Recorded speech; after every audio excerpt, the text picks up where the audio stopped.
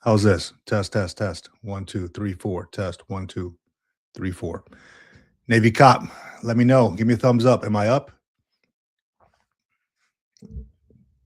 All right. Yeah. I don't know what's going on with my sound this morning. It's always a work in progress. I changed up my studio a little bit, upgraded a couple things. So, as is, I tested things out, but only on my headphones. And for some reason, they weren't working out when I went live this morning. So, what I mentioned was uh, I shared a video on the whole VA thing, right? Doug Collins came out on a Friday, this past Friday, saying that the VA is doing great things and that how they're looking after veterans and things like that. Where on Thursday, the day before, he actually went on with Fox Friends or Fox Live or whatever it's called. A Marine veteran had taken his life in the VA hospital parking lot, which is unfortunate. And nothing was brought up about that, right? Only the VA is doing great things. And then one of the veterans out there protesting about this whole thing says, it shouldn't take 8 months to get an appointment. I completely agree. It should not take 8 months to get an appointment in the VA. And I think that they are a bit understaffed. If you remember back when they did the whole drawdown thing, letting folks go, they let go of a lot of VA personnel. Shit, they let me go from federal service several times, and they brought me back, let me go again, and it was a whole mess, right? It was a whole mess. However, we cannot look past the fact that folks are doing this, veterans are doing this, and I speak from experience when I say, yeah, it takes a long time to get an appointment. Usually, the VA system here where I live is not too bad, but where I found a little a little hole in it was when I went to go ask to speak to a therapist. This was just this past week. It was like, I don't know, Monday or even Saturday. I can't recall, but they called me up. They're like, hey, we want to schedule an appointment. It was the initial therapist, right? I answered questions. I was on the phone with them for like, I don't know, 20, 30 minutes or so. They're asking me questions about what triggers this or what kind of issues I have going on, et cetera, et cetera. And I asked them, hey, so how soon can I get in with somebody? They were talking about, hey, we can get you in person or we can get you in a group setting. I'm like, look, let me just get individual in person. That's how I feel comfortable. I don't want to have a group setting, etc. So they said the soonest they can get me in is in 3 months. The soonest, and that's for somebody to call me to schedule. So I don't know how long it's going to take from 3 months from now. So that kind of that sucks. So if I did not have TRICARE for I'm retired, Marine Corps retired. If I did not have TRICARE, um, in order to get to see somebody, man, it's just a matter of talking to somebody. There's like a lapse in my therapy stuff, and a lot of folks don't have that, and it doesn't cost. It's not cheap to go talk to somebody for like an hour, right? It's not. And I think TRICARE covers the majority of it, and I had to pay like a $30 copay or something like that. Through the VA, it's free. They cover the whole thing. So like 12 sessions or something like that, then you have to renew it, or I forgot how it works. So a lot of folks don't have that I call it a luxury, but it's a lot of folks don't have that ability to uh, get out and use TRICARE Prime and then potentially pay $30. Who know? I don't know how much a therapist costs. $100, $200 an hour. I'm not sure, but it's a lot, especially if you have to see these folks on a recurring basis. That trash adds up, right? So with this episode, this live stream today is just I want to put it out there. Holiday season, as the title says, holiday season buddy check. Okay, it's very important, especially now during the holiday season. Excuse me, when a lot of veterans may not have family around, when a lot of folks may need somebody to connect to. We are missing our tribe. A lot of us, we're still in that mindset. We need our tribe. We want that camaraderie, and that's cool. That's all right. You want to mesh with like-minded folks, and this is what it's here for, you know? So I wanted to reach out to other veterans here on the live chat and or on the live stream and just see what you have going on. Just kind of hear you out, connect with you all because I think it's important to have those connections. I wish that we could do this in person, like sit around a table, you know, and at a VA or something like that and just, you know, bring coffee and then I'll buy the coffee, you know, just sit around and talk and just hang out and just have a good time. But unfortunately, you know, folks live in different areas of the country of the world, so we can't really do that. So that's why this is here. So I'll tell you what. I'm going to put this. I'll invite you on. Whoever wants to join on the live stream, jump on the live stream, and I will put the link in the comments. If anybody wants to jump on, feel free to do so. Let's go to the comments real quick. Big ups, Navy Cop. Welcome back, sir. Welcome back. All right, Lady Soldier. What's good in the hoodie fam? It's good. It's good. You know, I woke up this morning. I put out a short video, um, and this morning I went out for a workout. Okay, I've been kind of neglecting that for quite some time, just doing like little like kind of half-ass workouts just to say I did it. And I'm holding myself accountable now. I think I put it out in a video or maybe even the live stream on December 4th, last Wednesday. For some reason at 7:50 in the morning, I had this reawakening, this epiphany. I'm like, okay, something is missing here. And it was because I was neglecting myself. I was not taking care of myself. And now I went out to the gym and I started doing that on a daily basis and started getting a workout in, something to keep this pumping here. Because when somebody in the comments had mentioned at one point, I do want to be able to walk my daughter down the aisle and I want to be there for that, you know. Um, so I got to take care of myself. I got to take care of number one if I want to be doing that in the future. So going back real quick to the comments, excuse me, Navy Cop. I mean, when they were understaffed before the drawdown, getting staff that will stay on, doctor, specialists, etc., is difficult if they get paid more on the economy. We get the ones that care or are retiring. Yeah, I get it, man. I agree, man. It's hard to keep folks, right? Especially when they don't know if they're going to have a job tomorrow because they might be probationary or something. Shit, I was in the same boat. You know, I had just come on as a GS-13 probationary supervisor, and several months down that road, I was told, "Hey, you're probationary for 2 years because you're a supervisor now. Unfortunately, we got to let you go." And I'm like, "Dude, what?" You know, I was so excited to start. It sucked. Yes, Lady Soldier, you are correct. 3 months for mental health is crazy. It is, and you know, it's expensive out there. And for folks who don't know, for folks who just left the service or are within a year of having either left the service or retired, you do rate a year of military one source, and they can connect you with a therapist if you need to. So I've used that service before, and you know, it's out there for you if you need it. It's up to 365 days after you leave service. Let's see here. Navy Cop, Lady Soldier mental health has never been a core with the VA, so this isn't surprising. Yeah. Uh, so that's the big thing. That's the you brought it up here, Lady Soldier. That's me. My PTSD and depression has been devastating, and my self care has been not existent. But I'm looking for help now. Excellent, excellent. So who's here? People at my door here. Got the dog barking. So that's a big thing is accountability and self-care, right? So I was even thinking about this, and let me know what you all think, right? Um, an accountability group.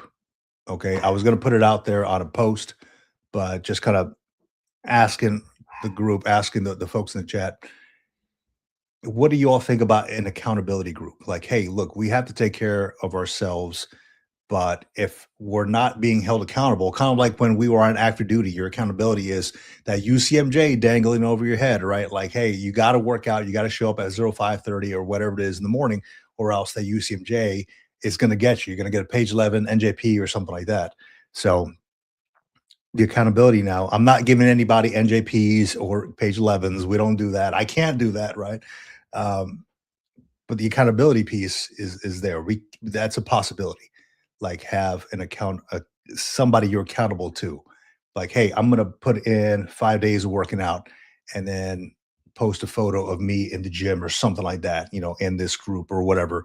I haven't thought this through. It just kind of popped in my head because a lot of times, like my accountability partner is my wife. She holds me accountable. She's like, hey, how was your workout today? And if I didn't work out, I feel like crap. And I'm like, I didn't do it. She's like, hey, you're slacking. You're slacking. And not that she makes me feel bad. She makes me accountable for my actions or lack thereof. So let's see, going to the comments here real quick. Boston Rob, welcome back, dude. Good to see you. Curious if anyone has had experience with Vet Center. They opened one nearby, and supposedly they're open and available often. I have not had any experience with Vet Center. Um, Curious if anybody else has. I have not heard of that before. Let's see. Mo Perspective, welcome to the live stream. Good having you here. Always good having you here. Let me see. Navy cop, good. Because I can't fit my dress blues anymore. Plus 30 days confined to the house isn't the punishment you might think it is. Navy cop, we're going to put you on 30 days bread and water, buddy. No, the that's my thing too. Is I gained a little bit of weight, of course, after I retired, and I wasn't being held accountable, and I didn't have to do that whole, wake up at 5:30, go PT because it's mandated. You have to PT what 3 times a week or something like that.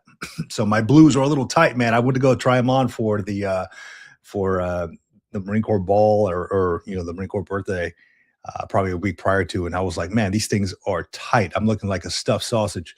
So I did not wear those things. I'm not going to alter them again. I've had them altered before, and I'm going to drop a little bit of that weight and focus on my health and wellness a little bit more. So, Mo Perspective, thank you for that.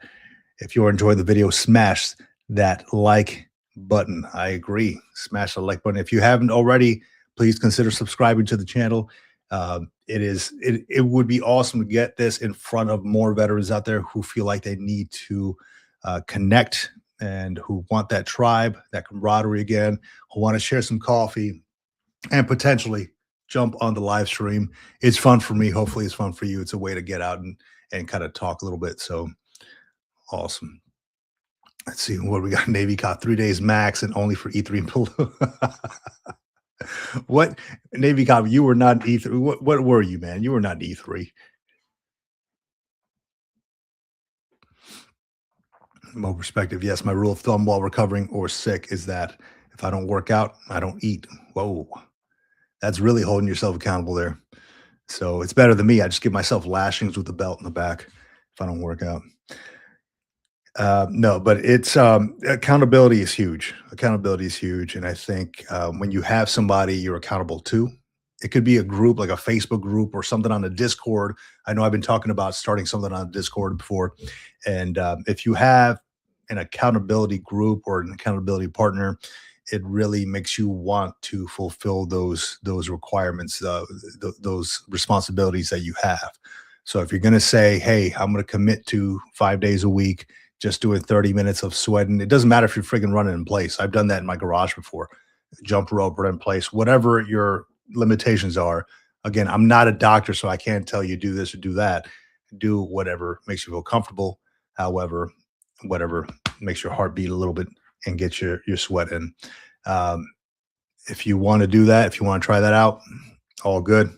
We can set something up. We can set something up. Absolutely. So the holiday season again is upon us, and we've uh, we just need to connect. That's a big thing. We just got to connect. um, with one another, only because a lot of folks don't have somebody to connect to. Um, I don't. I hate reading things like I read yesterday with that whole or the last week with the Marine Corps veteran who took his own life in the VA parking lot, the Audie Murphy VA hospital parking lot in San Antonio. I felt sick to my stomach when I read that, and I was like, "This can't like in the parking lot. Who knows what this dude, what kind of news this guy had got, or what. Investigation's ongoing, and as somebody in there that was protesting mentioned, you cannot uh it's outrageous to have to wait 8 months for an appointment, and I'm wondering if that's what his situation was. So, I'm not a certified therapist or counselor or anything like that. I'm just a dude who wants to talk to folks to make sure that, hey, we're all right. Look out for each other. You look out for me, I'll look out for you. So I hate reading stuff like that. It made my stomach turn, and it made me angry, especially after watching um, Doug Collins on Fox News talking about how, oh, the VA is doing great this year. I'm like, dude, did you not just read what happened yesterday, man? It made my stomach turn. It made me angry. It made me angry. Let me see. Freaking dog is barking over here. Absolutely, yes. Prayers for the family. Kent Quackenbush 8 or 987. Welcome to the Green Logbook. Happy to have you. Please consider liking and subscribing if you haven't already done so. Let me see. Navy Cop MA1. I'm playing with some self-hosted options. I have Discord, of course, but also trying to get out a free Slack type chat system and a forum style option called Discourse. Any of those could work. Man, I don't even know what you're talking about, man. That's like a Discourse, and I can't even get the Discord part down. You're talking about Discourse now. Um, Yeah, absolutely. Both perspective, rest in peace. Yes, absolutely. I mean, I can't imagine, especially around the holidays, what this dude's family is going through. Um, you know, and shit, I was just at the VA. Uh, when was it? It was on Friday. I was just there. Um, for the most part, people seem. No, it wasn't Friday. It was last week, sometime early last week. But for the most part, people seem all right. But you never know what somebody has going on. You never do. And you can't go around asking everybody, but you can ask them to connect if they need to. So here we go. I'm going to put that out there. Jump on the live stream if you like.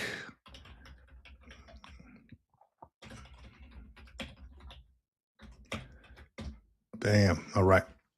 And if you do jump on the live stream, understand that I'm trying to keep it non-political. It doesn't matter what your side is. It doesn't matter what your beliefs are, right? I mean, it does matter, but I'm trying to keep this kind of a political free zone, right? So just know that it's more veteran focused than not.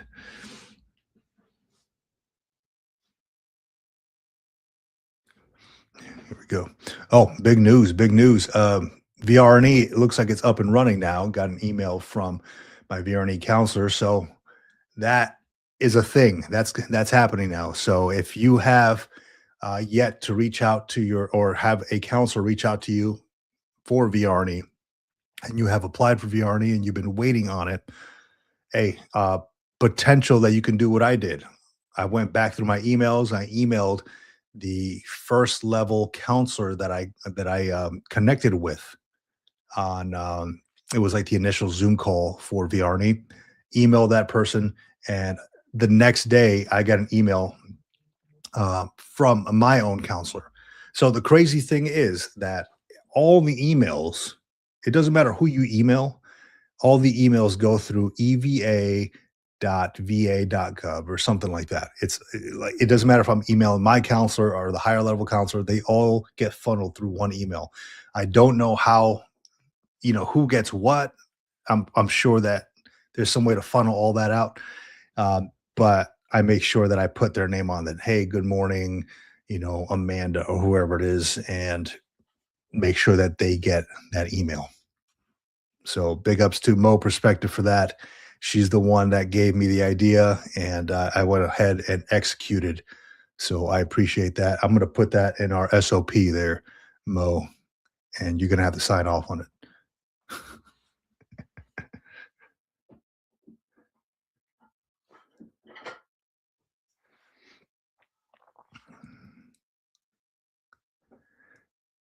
Let's see here. Kent.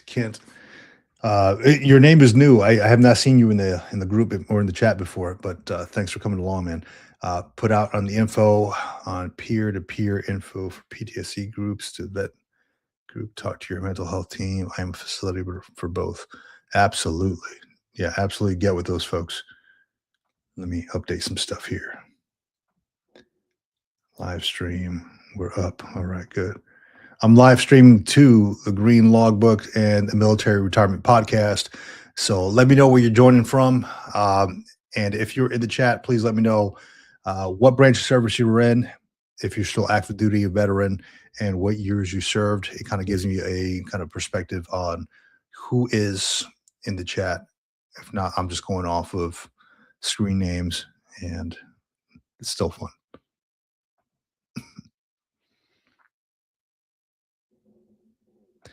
Mo Perspective says, yes, that EVA email is so strange and how my counselor gets for her. I don't know. I also addressed it just her just in case. Yeah, it is strange, right? All of them get funneled through EVA at va.gov.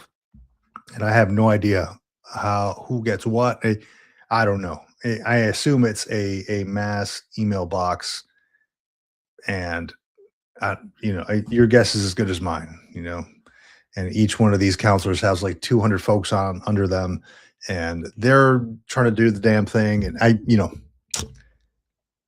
the trash is confusing to me too. It's confusing to me too. So, yeah, put in the comments your branch of service when you served. If you're active duty, if you're a veteran, please. It kind of helps me figure out who's who. I'm streaming to the Military Retirement Podcast and the Green Logbook. I thought I was streaming to Facebook as well. I guess it wouldn't connect. Oh well, things happen. Things happen. Let's see here.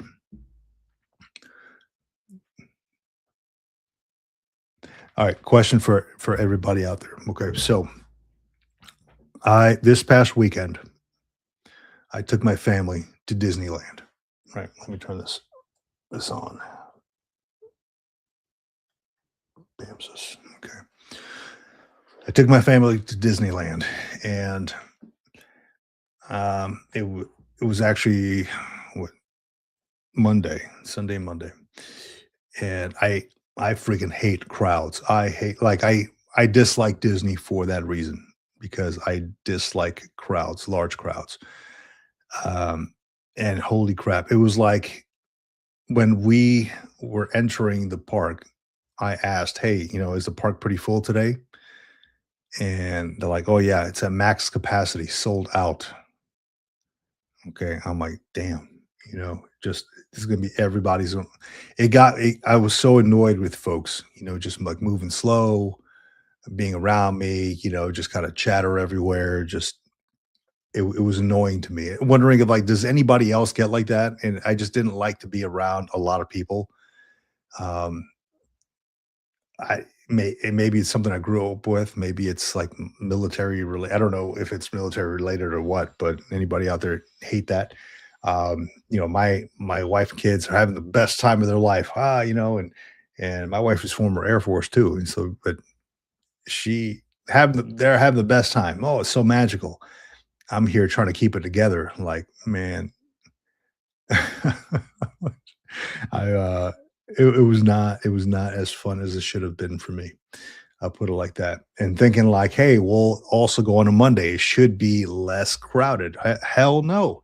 It was it was like again max capacity. I'm like, what? So yeah, a lot of folks, there, a lot.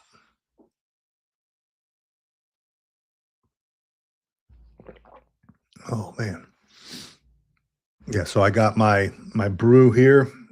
It's just again dark roast with a little bit of milk in there or creamer, and I got my second one ready to go as soon as I finish my first. So the backup, yeah, more perspective. Yep, I see you there. Yep, Disney mass capacity. Yes, yes, it was. I wish I would have got a picture of it. Like it was just a sea of people, and it got me thinking. Um, prices are so high at Disney to get into Disney. On top of that, you have to pay for a hotel. On top of that, you got to pay for food inside if you're going to eat inside. I think, I firmly believe that people have the power, right? So if there was maybe a day or week where people were like, hey, until Disney brings down prices a little bit, we're just not going to go. And then no, just a quarter of the people, if that, hit the park on those days, or like nobody hits the park. Disney's going to lose out on a lot of money, and the people will have the power at that point, and they can tell them, "Hey, look, I guess we got to do something about it because maybe our prices are too high, and people are trying to tell us something." Anyway, that's an idea that I've had in my mind for a long time. Same thing with like laws and stuff like that, right? If you want to make something happen, the people have the power, and they come out and they speak up on it, or they vote on it, and things like that, and they put things in the law, and things happen. But man, yeah, the crowds were freaking insane, dude. And I was getting to the point where I was like, I hope, not I hope, the wrong thing to say. I do not want somebody to bump into me and have the wrong attitude.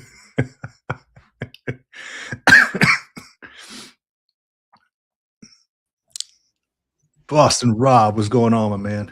How you doing, Vic? Hey, man, hanging out here. Ashley, let me zoom out here real quick. There you go. See some of that room. How's everything going, man? It's going well. I do have sort of a time limitation. I actually have a VA appointment later on today, so I don't think the Awesome, man. timing could have been any better for the queue of discussion, than than my Yeah, my appointment. But yeah, um, definitely don't want to miss that, man. yeah, correct. Yeah. One of the reasons I was asking about the vet center, if you had any experience, or if anybody had any experience, it sounds like Lady Soja had some uh, had some experience with the resources they provide, but Mhm.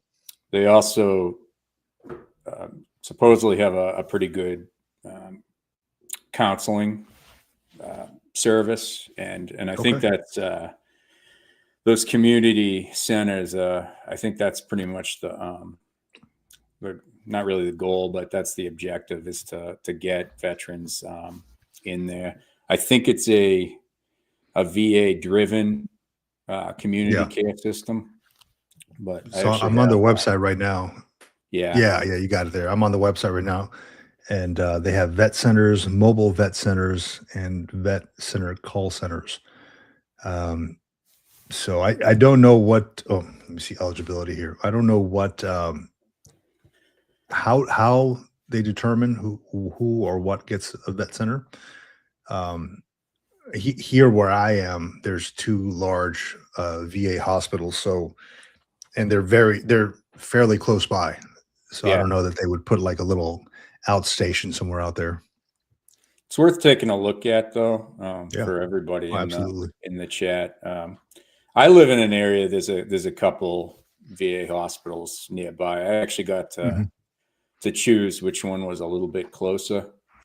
Yeah. And like I said, they opened up this vet center within the past year, I believe, which probably between the two, I guess, would be an accurate description. I haven't been in there before, but the video says to just drop in and have a cup of coffee and, you know, see what they have to offer. So, Yeah. especially around this time of year, it might be I'm worth definitely gonna have to check that out. out. Yeah, because dude, when they told me like 3 months to get to talk to somebody, I'm like, "Really? 3 months?" And it was surprising because everything at the VA so far up until now has been kind of like on their game. They're like, "Hey, look, let's get you in." Like I just went in for some blood work and they're like, "Hey, do you want to do like the urinalysis thing Mhm. too?" You know, whatever. So I'm like, "Yeah, let's knock everything out at one time." Right. So it was pretty quick. And they call me for appointments, but I'm like, right when I was like actually seeking something, they're like, "Yeah, not right now." And I'm like, "What if I just do it online? Can I get in quicker?" And they're like, "Nah, it doesn't work that way. You're gonna have to wait." And I'm hoping that it's not 3 months. You know how they tell you something like 3 months and they call you like, "Hey, next week, hey, we had an opening." I'm hoping that's the case. Because that's a little rough, man. Yeah, for sure. Something, especially something like that. And like you mentioned with TRICARE, I think specialist visits at $38. So, They are. um, Yeah, yeah, yeah. They are. so those add up real quick. You know, that's a pretty good They do. payout for, um, you know, for an hour of service. But Yeah, yeah. I mean, if you need it, yeah, it's there. And I was considering it, but I'm like, it's more so like I just wanted to continue the care. Like I can wait a little bit, but it's there if I need it, $38 and then get on somebody's schedule. mhm. Yeah. But the thing is I'm in between docs, right? So therapists, right? So I'm like, okay, well, I'm gonna have to go into a whole nother one completely new, and they're gonna have to do the intake thing and all that. So it's gonna be a pain in the ass. Yeah, and I think that's kind of, I mean, I don't know about all the other areas, but I feel like that's with any sort of practice or specialty, that's kind of the norm. We had a lot of mergers around here with Yeah. hospitals being bought out by I'm not going to say corporations, but bigger umbrella healthcare companies. Yeah. And with that, staff and doctors, physicians, nurses, whoever you're seeing, seem to um, either get transferred, be retained, or just find a whole other place. And I Right. feel like I had a new patient appointment, built that rapport, and I went to go to my first appointment. I was already doing a new patient appointment all over again. And I hate that's that kind of stuff, man. happened a couple different times, couple different ways since then. So I feel like things Yeah. just kind of shake out or need to shake out um, before there's any Yeah. sort of continuity. That's kind of what I was looking forward to the VA for. Is it seems like it's a little bit more aligned with military healthcare in the sense that they can pick up where you left off. Yeah. You get that baseline that doesn't leave you, Right. but it's not so Yeah. much the case when you're navigating civilian healthcare. Right. Right. And I would love that continuity of the care, man. Because like my old doc, I was seeing the doc for maybe it was like 50 sessions, Mhm. and then just kind of cut off from there. Um, and it's kind of like I'm in limbo right now, right? They send me all the files and all that stuff, so I'm kind of like I got to find somebody else, but then I got to do the initial check and all that, and that's kind of the pain in the ass. So hopefully they have somebody who's going to be there for a while. And something that was new to me that they introduced was it was group counseling. Mhm. And I fully envision something like when you go to an AA meeting or something, we see it on TV or whatever. It's like everybody's sitting around in a circle and they're like, "Tell us what's happening with you." It's like I'm not doing that. I don't feel comfortable doing that. Uh, so that was new to me. They're like, "Hey, would you like to do group one or would you like individual?" I'm like, "Individual." And I'm thinking like after they gave me the 3 month thing, like, is it quicker if I do group? Like, no, because it's still going to be your initial one. So I'm like, all right, whatever. I'm trying to every which way to get in there. Every Well, which I way, hope it man. works out for you. I have Oh, I to will, I man. have I to will. think that that, like you said, it's their initial. They got to forecast it out based on availability, but I'd have to think that at least something will open up at some point.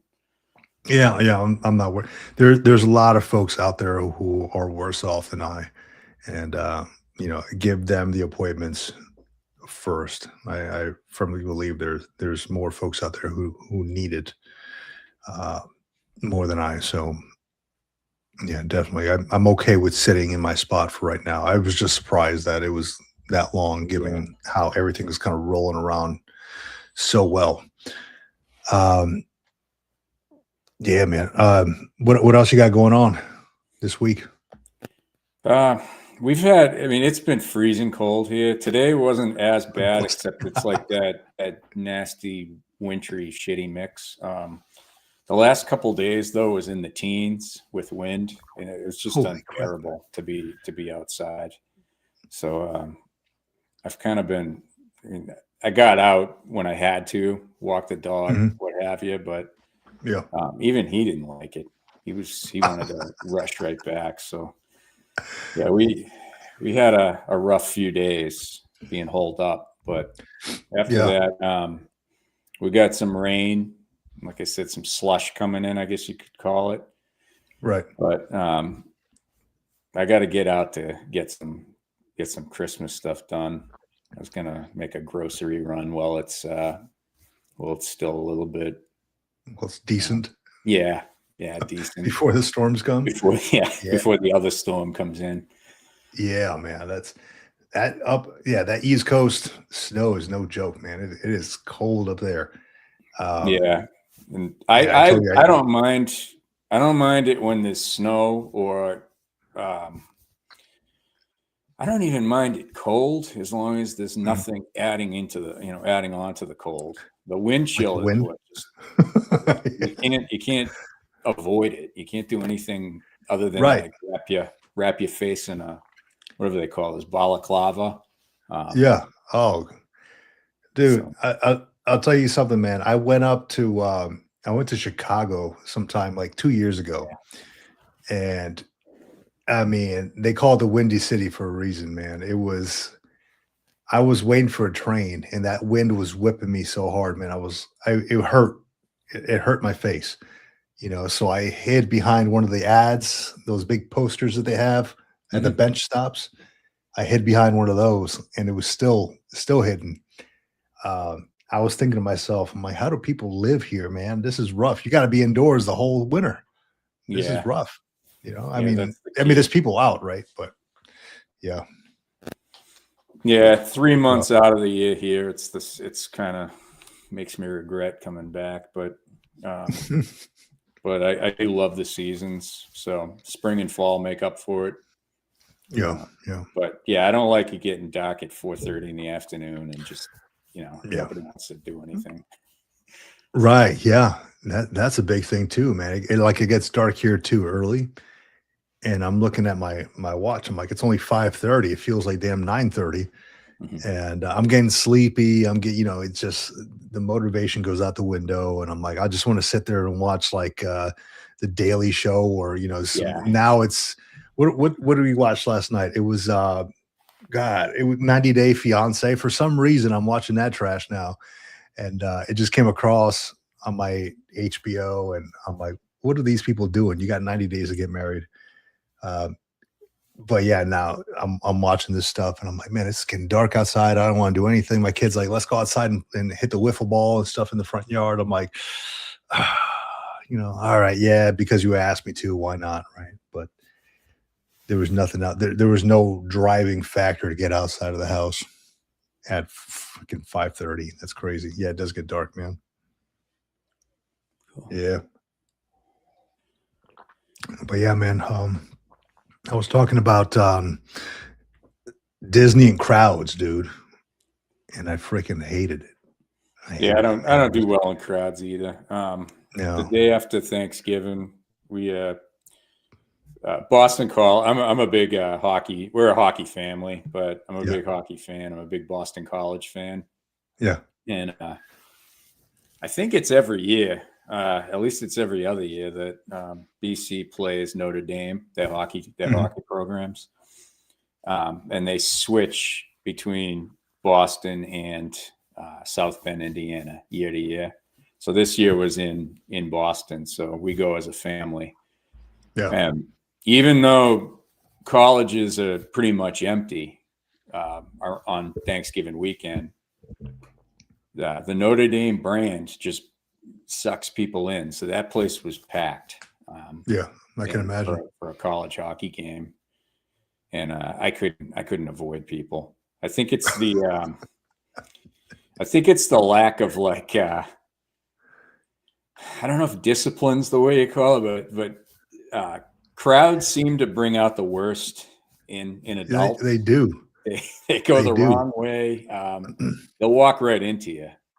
No, yeah, I hate that, man. I know exactly what you mean, because you want to you were kind of raised a certain way, you acted a certain way, and other people don't. Right? I'm standing in line. It was like I forgot what ride it was for Cars or something at Disneyland. Standing in line, and I turn, and there's a lady next to me, straight like picking her brain, dude. I'm like.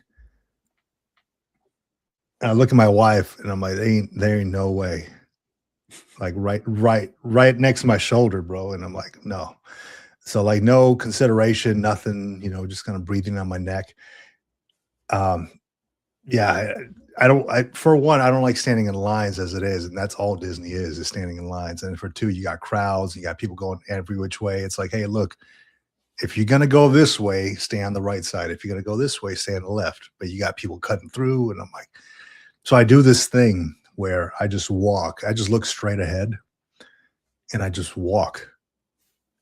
And I'm like, if bumping happens, it happens, I suppose, And I get to that point where I'm like, I'm just throwing it out the window. I'm like, if it happens, it happens, But I don't do well with that. And somebody had put it in here in the comments here, Jason, I think.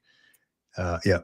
Do you think it has to do with your hypervigilance that comes from serving? I couldn't stand going to university after getting out. So many people, I just felt like I always had to watch my back. Yeah, that there is a thing. There is hypervigilance, right? You're always wondering who's around.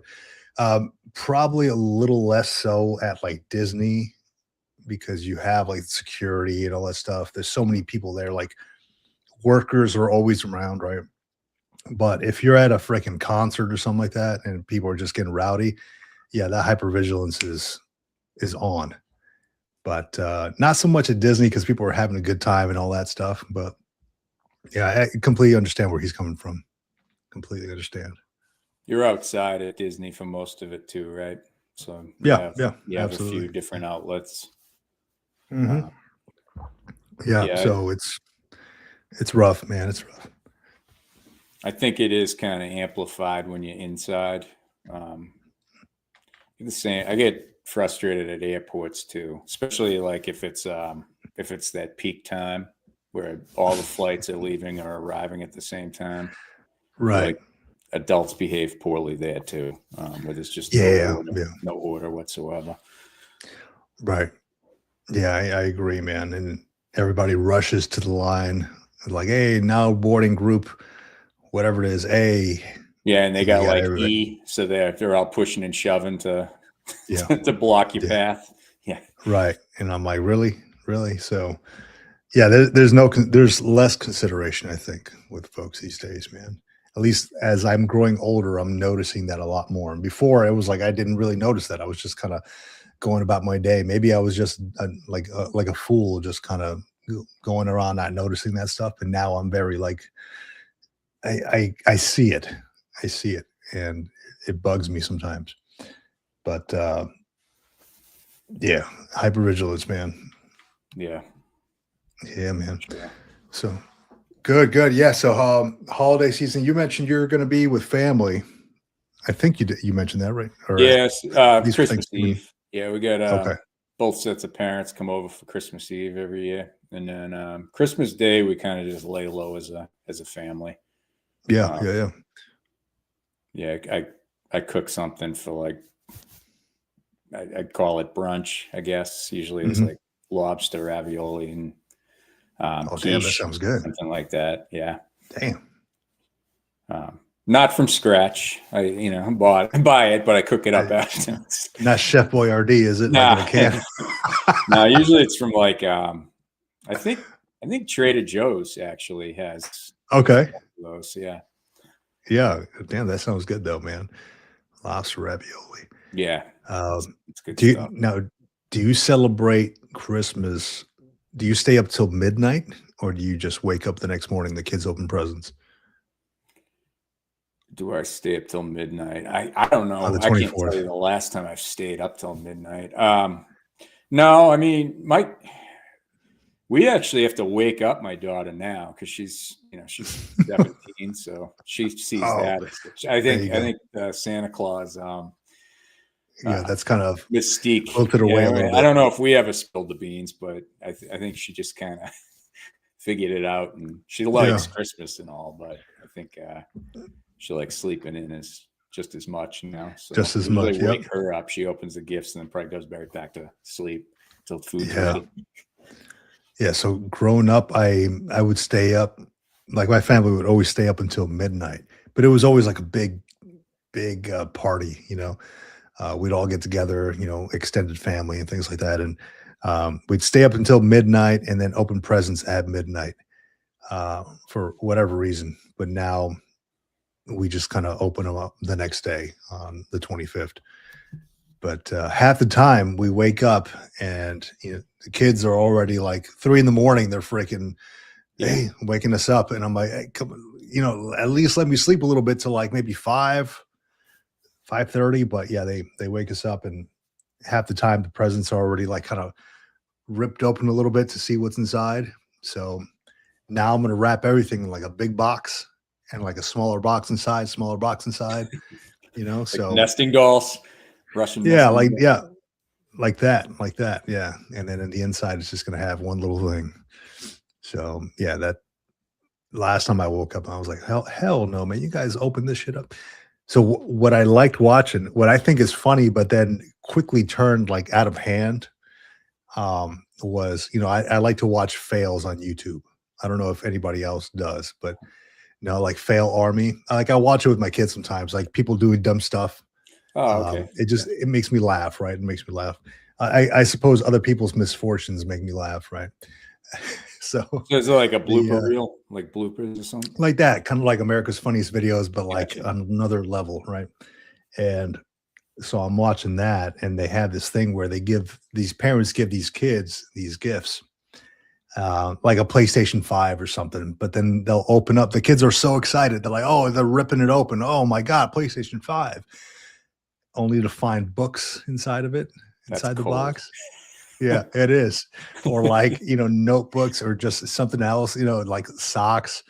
And the kids are, they start crying. And yeah, it is cold. And I'm like, that sucks, man. Like, what? I laughed at first, but I'm like, man, that's a shitty thing to do to your kid. Is it like in the closet, or does it end like, end with socks and books? No, it just ends with socks and books. It just goes on to the next video. So like they literally there was like nothing. There was no play. They just had the box, PlayStation box, and that's it. Like maybe like they cut off the video before they showed like, hey, the actual PlayStation is right here. But as far as I know, these kids got socks in the PlayStation box, and that freaking sucks. No perspective. It's not shitty. It builds character, I suppose, right? You got to start them off with the failures and then build them up to the successes. I suppose. Resilience, right? Perseverance. Toughens you up. That's it, right? Oh man. So no, we went out and bought my kids some stuff, man, and they I told them, you ain't getting you can put 100 things on your list. I ain't getting you but like one. So just choose wisely. So this year they only had 2 things on their list. And usually we just get them socks and stuff like that, or whatever clothing that they need and all that. But yeah, these kids had money and some MetaQuest, the freaking virtual reality glasses. Oh, cool. Yeah, I've seen them. So, yeah. My issue with that though is it's like having a freaking phone on your face like this. with the virtual reality glasses. So that's what I don't like about it. But aside from that, it looks pretty cool. So considering those. Awesome. Yeah, I'll man. tell you what, Vic, I'm gonna bounce just because I gotta get to my. I gotta Oh yeah, take yeah. off Do your to thing, my man. Yeah, don't appointment. miss that appointment, dude.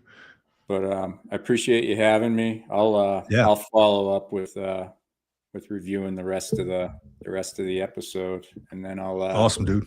I'll see you next time. All right. All right, man. Take it easy. Thanks, Have Vic. fun. All right, good stuff by Boston Rob. Let's see. Let's go to the comments real quick. Where are we?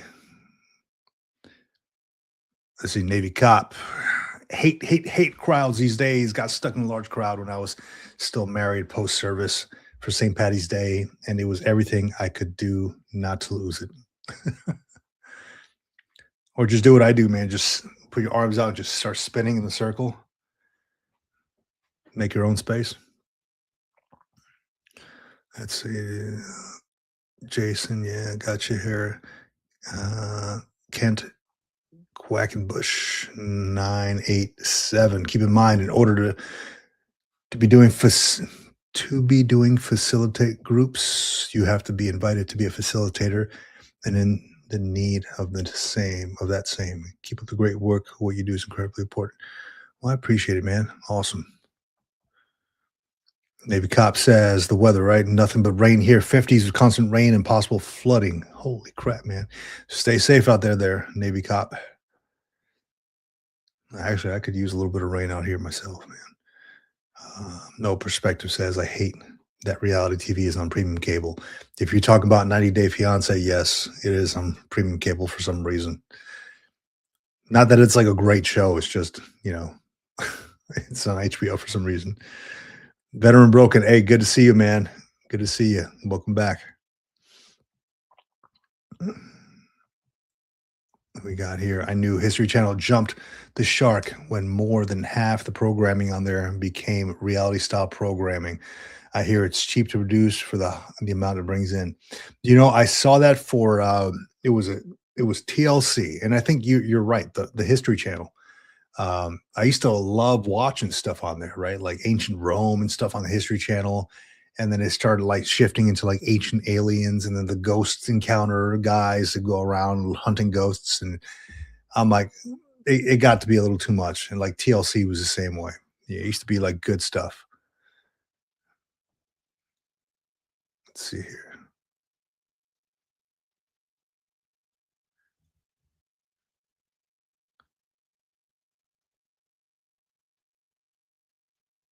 Builds character. Anubis Moon. Welcome back to the chat. Welcome back to the Green Logbook. Let's see here. Man is mixing up his chatter as well. Because, yeah, gotta keep different lanes open here. She said, most Perspective. What about MTV? Less and less music and more TV shows. I don't know the last time I watched MTV. To be honest, I used to watch it back in the day. Remember The Box? They used to have this channel called The Box. At least when I was growing up, and then you'd like pay like 99 cents to get your song heard on the radio or on the TV, and then it would be like the more people that pay towards it, your song gets played, I suppose. The Box. Yeah. So yeah, this today's live stream is all about holiday seasons and buddy checks, making sure that folks out there know that they matter, that there's folks out here who give a damn about you, and we want to make sure that everybody is safe.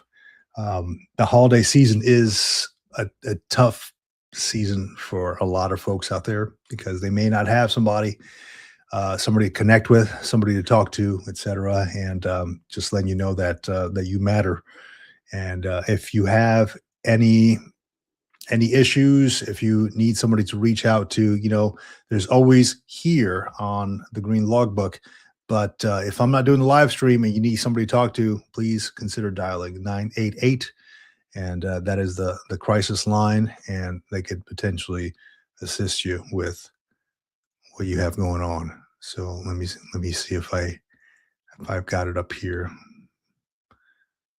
I don't have it up here, but 988, the crisis line, if you need assistance. Let me see here.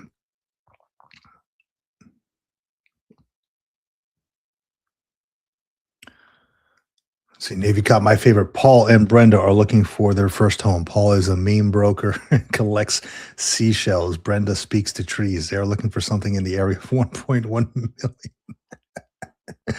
Oh, yes. I know exactly. House hunters, right? House hunters. They're freaking, yeah, Andrew breeds salamanders, and Amanda's a stay-at-home mom. $1 million, $1 million budget. Yes, absolutely. Mo perspective. Thank you for that. Dial 988 crisis line. If you have any issues or a crisis or need somebody to talk to around the holidays, it is, I'll tell you, it's not easy out there. And what prompted this live stream, at least the subject for this live stream was uh that whole thing with the Marine veteran who took his own life at the VA facility parking lot, the Audie Murphy VA parking lot in San Antonio. And yeah, it's a sad thing. I watched the newsreel and made my stomach turn a little bit, especially the day after when they interviewed Doug Collins, the VA secretary, on Fox, and he was all smiles about, hey, the VA is doing great things. And I'm thinking, like, did you not just see what just happened yesterday in San Antonio, where this dude just took his life in the VA parking lot? Why? So it kind of made me feel a certain way about that. Um, he- the VA could definitely do things a lot better. The fact that the mental health appointments are so far out. Personally, mine, they told me 3 months. Somebody in on the that news channel, the protesters are saying 8 months out. So that is insane. That's crazy. Yes. Mo perspective. Drop the link, Vic. Which link are we talking about?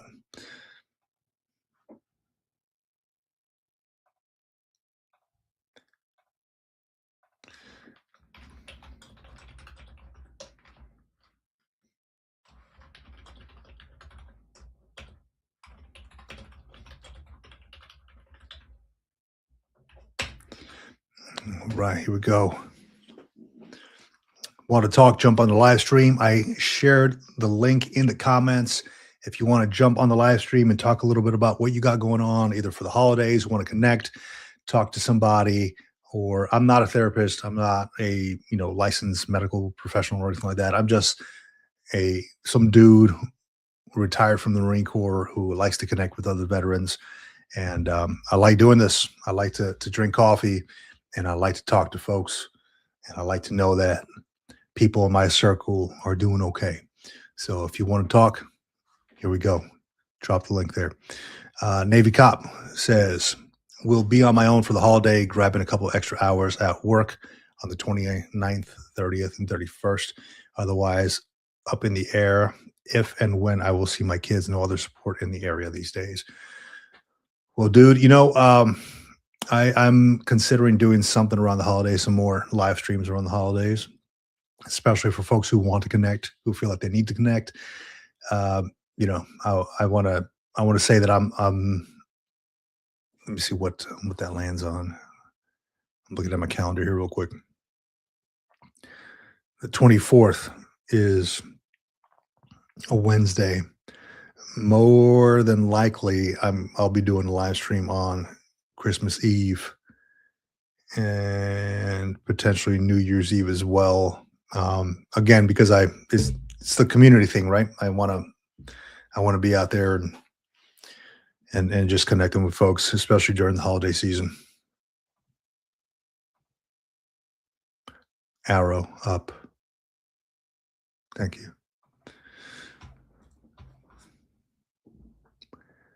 Good, good. Yes. What else we got? Yeah, I dropped the link in the comments if you want to jump on and talk about what you got going on for the holidays. Please feel free to do so. Feel free.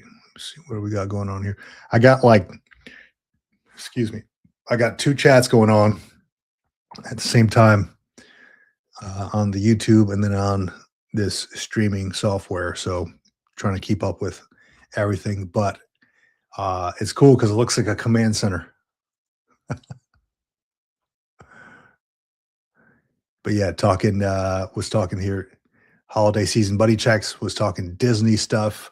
I hate crowds. Somebody brought it up there. I think it was Jason talking about hypervigilance. Yes, that is a real thing. Hypervigilance. You always kind of watching to see who's around, watching your back and things like that. So that's a real thing. I mean, if crowds aren't your thing, stay away from the crowds. I could not stay away from the crowds because we went to Disney and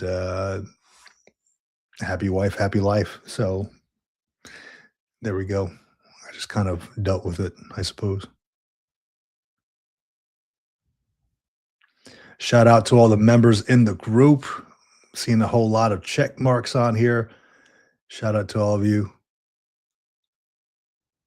Thank you for being a member. If you would like to join as a member and get first dibs, first views on any videos I put out there, and some members only posts coming up, please feel free to consider becoming a member. I'm not pushing it too hard. Just if you'd like to, that's cool. Who we got? Air Force is the best force. What's going on, Mo? How you doing? Good. How are you? Can you hear me good?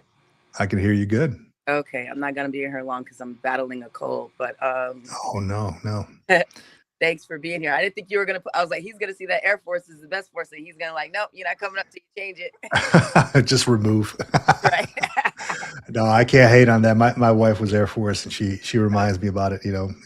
We're singing the Wild Blue Yonder song all the time here. So yeah, but shout out to your wife. Yeah. So how's everything going with you? Everything's going good. I'm just glad that you are talking about this, the holiday blues, and especially being a veteran. And a lot of us are, geographically displaced from our families. We're not close by, things like that. Like I'm from Cali, and I'm in Virginia. All my family is either in Connecticut or San Diego. So I'm here alone. And so I just want to give encouragement to anybody that is going to be spending the holidays alone or away from their families. I spent it a couple of times being in the military, being broke, not being able to go home and stuff like that. So I would just advise, what I do now is I make a plan. Now that I have a kid, I set certain traditions that only me and him do every year, Mm-hmm. And so if you're single, I would suggest, which is something I wish I had done before, is just plan your days. Plan, the couple of days that you're going to be off or by yourself. Just plan your days. Pick a something that you want to binge watch and stream. Order your favorite food, have it on deck, get your liquor, whatever you got to do. But just make sure that you occupy your favorite book, set the scene, date yourself, whatever you got to do just to make that time pass and make it enjoyable, And then I'm a big proponent of, spirituality and having a relationship with the Most High. That's where true inner peace comes from. And so, if you don't have a relationship with God, you got to get it now. That's what's really going to sustain people, especially those that, sign on that dotted line and give your lives to this country. It's so important. So I'm just glad that you said that, or that you made the stream regarding that, because a lot of people need to hear that, other veterans are really here for you. Absolutely. Absolutely. Yeah, that's a big thing. I've encountered folks who maybe are alone during the holidays. I mean, back when I was active duty, I would invite folks to the house, other active duty folks, kind of like, it was like the leader thing to do, right? Like, hey, you got nowhere to go, come to my house. We'll have something. We'll set up a seat for you at the table. But now that I'm a little older, there's not a lot of people who would invite me over unless I really asked or sought that out, Yeah. but I try to make it as painless as possible. Like, hey, look, welcome to a seat at this table, this live stream table. You're always welcome. Anybody out there, any veteran out there is always welcome to come. Shit, we can even fix a plate and eat at the live stream or something. Yeah, that's awesome. And I'm glad you brought that up too, like the spirituality thing, because that's huge, and that's something I just found really after so many years this year. And it was kind of like a black hole that was missing within me, and I'm like, what is it? It was like eating away at me. I'm like, what is it? It's not until I went and started seeking that spirituality that I was like, man, it feels fulfilling now, almost like it did like in the military, right? Like you're serving a bigger purpose than yourself. And that's how I guess how I connect the dots with that. And I'm glad you brought that up, because that's something that I really felt like I was missing. I think a lot of folks can benefit from that as well. Absolutely. I mean, and what you're doing is everything that happens in life is spiritual. Yeah. And just you being on this platform and extending yourself to others, that's a whole spiritual thing. You got to have God grounded in you in order for you to even want to serve others like that. So big shout out to you. I was also going to mention, like for me, it'll be 4 years that I've been sober. So Congratulations. thank you. Just know that, if you are battling addictions and things like that, there's different programs for all of that stuff out there. And I recently just found an AA group that's not too far from me that caters to veterans. So I was like, what? There's an AA group on the outside of the VA that caters to veterans. So I thought that was pretty cool. So if you are battling something and you want to connect with like-minded folks, people that have the same background as you, seek, just like Vic sought for certain things, seek, different programs in your local area that cater to veterans too. So I just wanted to put that out there. Absolutely. Yeah, I didn't know that existed, but thank you for putting it out there. There might be folks out there in the chat and in the just watching this who maybe don't want to come and comment, or maybe don't want to jump on the live stream. And I think a lot of things that you brought up, or a lot of things that other folks that bring up that are new to me, are very relevant to folks out there who maybe didn't know about it. I mean, if they're new to me, they're probably going to be new to other folks out there. But it's very relevant, especially around the holidays, right? Connecting with like-minded folks, like you mentioned. Maybe you're battling an addiction and you don't know how to get out of it, and you want to be around the folks who maybe share the same experiences that you do. That's huge. I'm glad you brought that up. I appreciate that. Absolutely, no problem. I did have something else I wanted to say, but I'm old, so Yeah. I can't remember. No, you're not. What's up? Yeah, take care. Have good holidays. Oh, I was gonna say that too. I do that with my son as well. Like, we don't make Christmas a whole big shebang. He gets one thing, and I tell him the same thing. Whatever you want, just make it count, because you're not getting a whole bunch of stuff. Like, I'll put up a stocking, that's it. But we don't do trees. We don't do it because I want to focus on what Christmas is truly about. And it is about family and spending that quality time and stuff like that. But it's really about, Jesus and stuff like that. So I try not to focus on the whole, what do you call it, capitalistic ways of celebrating. But one gift that is so smart, one gift. And yeah, shout out to those parents that gave their kids books instead of a freaking These kids are on a third grade level and they're 18 books. I saw this dude. It was like a grown dude in his 20s, and he went to a party. He got a PlayStation. He unwrapped it. It was a PlayStation, and this man ran down the hall outside, just cheering, yeah. And he came back in. It was like a couple T-shirts and some socks when he opened it up, and he's like, Yes. just pissed. It was hilarious. I mean, for him it was, but when it's like little kids, I'm like, damn, they got him cold, man. Man, forget the kids. You know what I really want to say? Forget them kids. They got to learn sometime, huh? That's right. That's right. All right, Vic. Yeah. I'll see you later. You guys have a good one. You too, Mo. Right. Thanks for coming on. No problem. Bye. That was good. Yeah, it's always good to connect with other veterans. Many of you out there who are always coming on the live stream, always sharing perspectives in the comments and stuff like that. It truly does feel like I kind of know you a little bit, and that's cool. That's awesome. Almost building like a little community. So I appreciate that for what you all do and coming on and kind of partake in the comments and in the chats and things like that. Going here to the comments. Navy cop went to Disney for Christmas 14 years ago with kids and the ex. We were in the process of divorce, but worked it out to take the kids. Talk about tough few days at Disney. Yes, sir. Yeah, you're absolutely right, man. You're absolutely right. Yeah, it's I find that when it's like at night, when it's kind of dark out, it starts to get a little cold. The crowds start to thin out a little bit, and I'm okay with that. But man, during the day when it's hot and you're sweating and you're walking, your legs are tired, and it gets a little aggravating sometimes when people start bumping into you, things like that. So I get it, and I get it. Trust me. Let's see here. Let's see what we got. Yeah. So if you're just joining us, please consider liking and subscribing to the channel. When you do, it helps to put this in front of other veterans out there on their their main site, their YouTube main site, so they can potentially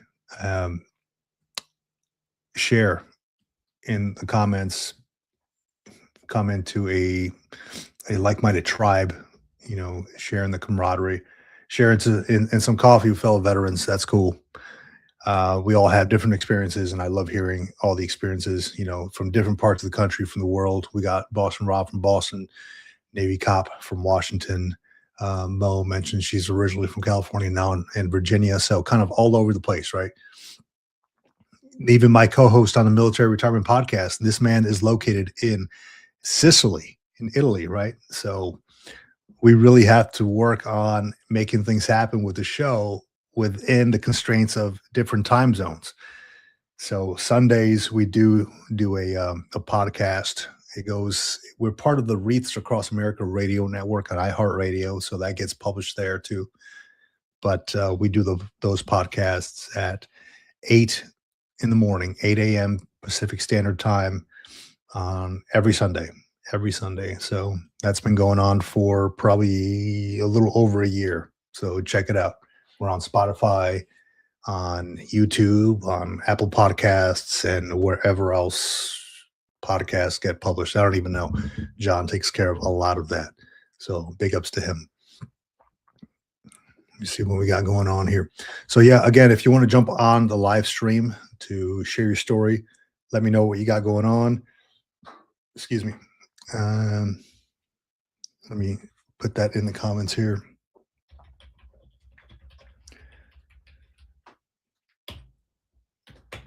Yeah, it's all about holiday season buddy checks, making sure that folks know that you matter.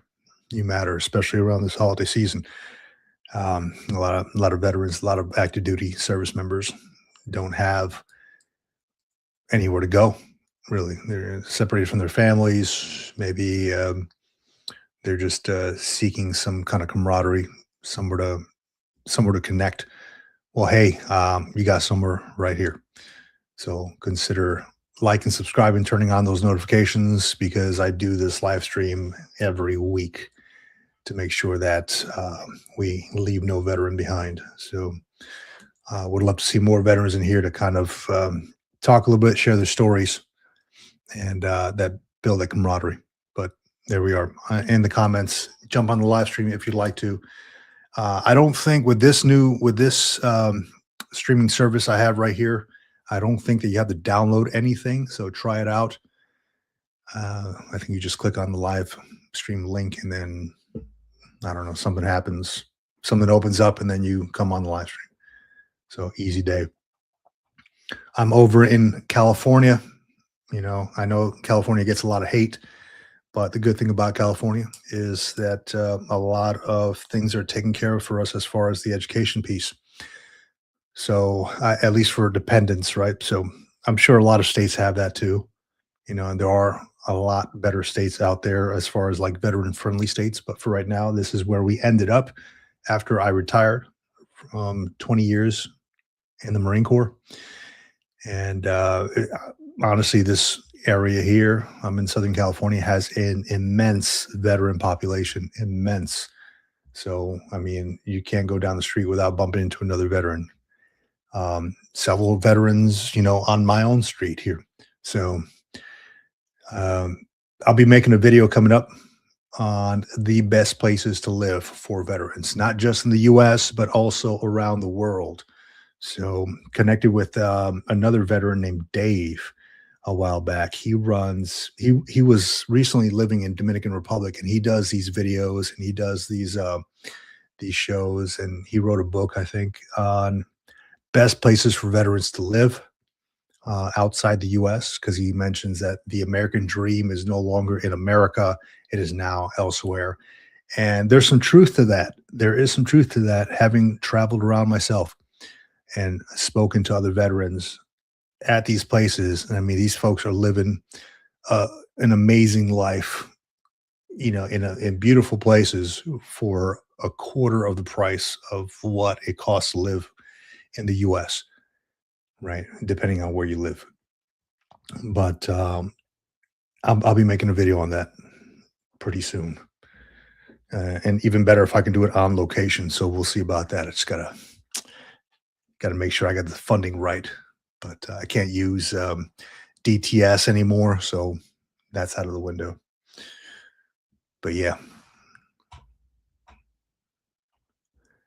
Yeah, if you could, in the comments, put your branch of service, what years you served, if you're active duty, if you're veteran, retired, whatever the case may be. Would love to know who is in the comments or who is in the channel. I see several folks on here. It just kind of, you're watching me and I don't know who you are. Man. Jason, welcome to the channel, man. Welcome to the Green Logbook. Navy 94 to 2014. Awesome. From Spokane, Washington, and Medellin, Colombia right now, heading back to the U.S. next month. Man, you're living the life out there in Medellin. I wonder if you might know about Dave. He lives out there now. He moved from Dominican Republic to Medellin. Yeah, he does these things on these videos on moving overseas to live the American dream. Mo Perspective, I appreciate you again. Thank you very much for that. How do I bring that up on the screen? Let me see here. Mo Perspective, thank you for that. Awesome. Always great. You're a big supporter of the channel. Many thanks to you and for everything that you share. And again, thanks to you for that little tip that you gave me on getting a hold of the VRNE counselor. Finally got a hold of this person, and then finally looking to start in January. So great stuff. Great stuff. Let me see here. Oh, somebody had, I'm not sure if you're in the room. Somebody had asked me, I think it was via email, what my degree was going to be in when I go and use my VRNE. So I'm about halfway done with my project management degree, but I'm going to pick that up later. For right now, I'm going to start off my master's in human behavior psychology, and something I've been looking forward to for a while. But I really want to know. I've always been interested in know how things work for people, and how people think, how I can better help people. Not that I want to be a psychologist, not that I want to be like a clinical psychologist or anything. I just really want to understand. And if the VRNE is paying for it and they're paying me military housing allowance for it, I'm going to use it for something that I really want to do, and something where my heart lies, and my heart lies in human behavior psychology, if anything, to fully or to better understand what fellow veterans are going through.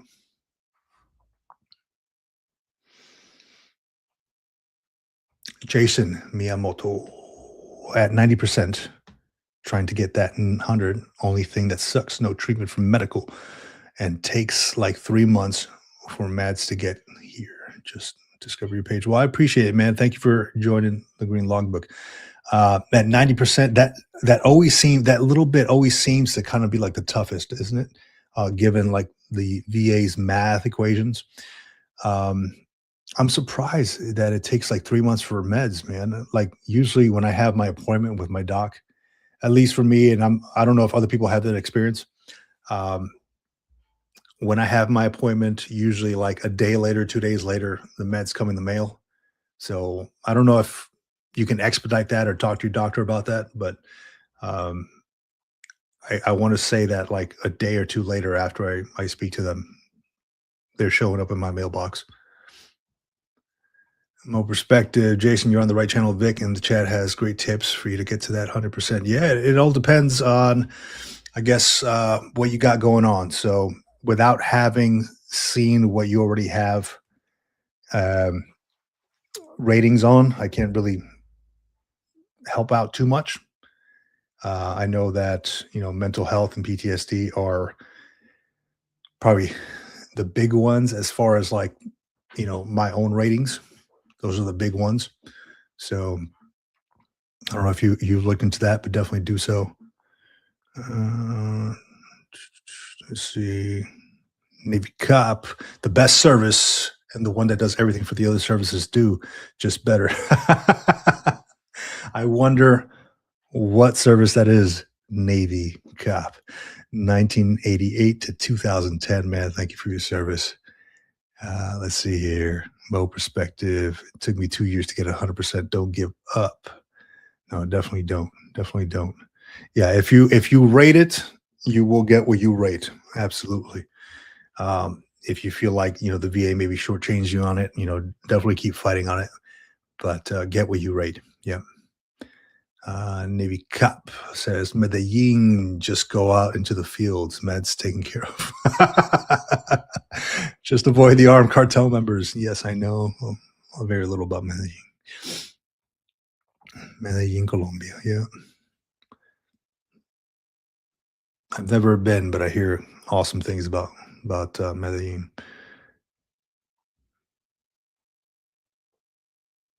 I'm curious. Jason, I think it was Jason, right? That said he was from Medellin.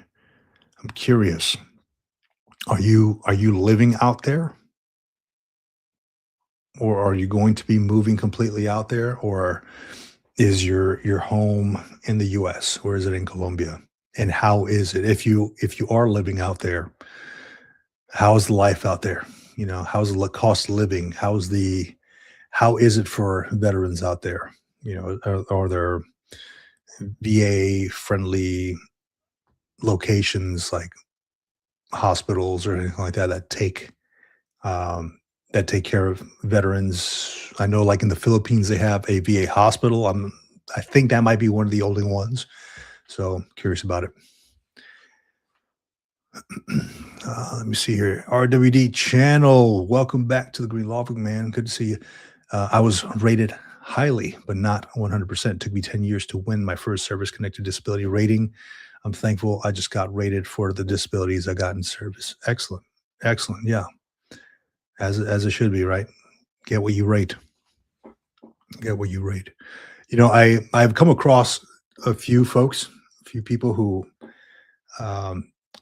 mainly older folks who have never submitted a VA rating or submitted for a VA rating, which is it's a unique thing because I come across like many like other veterans who are quick on that stuff, right? My BDD claim, got to submit my BDD claim, or got to get my rating because I'm around it so much. I read about it so much. Then there's the folks who have never submitted for a VA rating, and that kind of surprises me a little bit. Like, whoa, that you rate stuff like you were in service for however many years, 4 years, 8 years. You may rate something. I don't know if it's a generational thing or what, but I've come across a few of them like that, and they tend to be like older folks.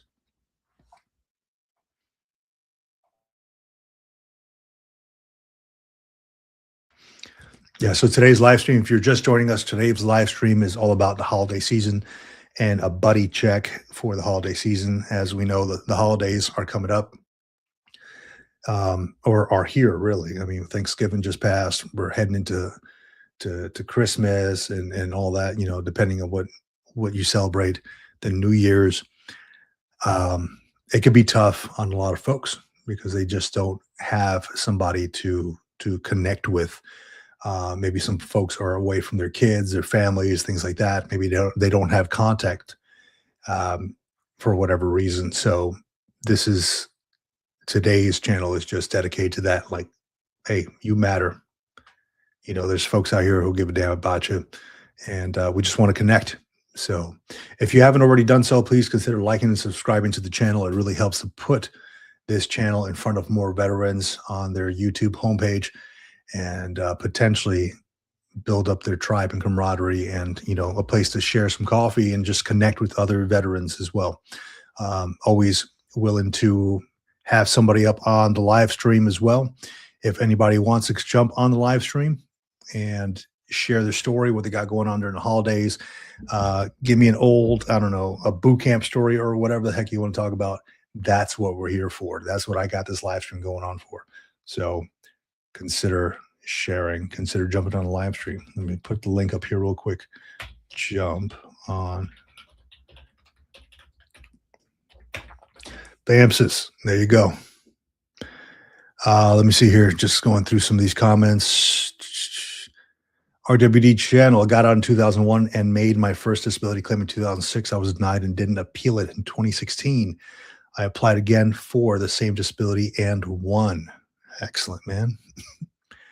Mario 3804. What up, Chief? What's going on? Hey, Mario, good to have you here, man. Good to see you. RWD channel. I made another disability claim in 2011 for another and was denied. I appealed that one and won it in 2020 at the BVA. Awesome, man. Yeah, absolutely. I second what Jason says. Great job for not giving up RWD. Excellent, man. Yeah, definitely. I mean, if you rate something and you rate something, fight for that thing. Fight for it. Because nobody else is going to do it for you but you. You got to take care of number one,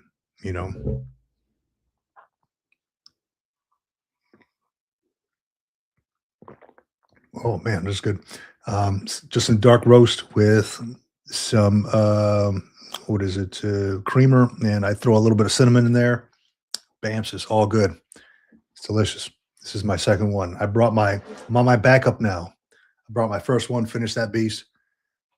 I got my backup here, so ready to roll.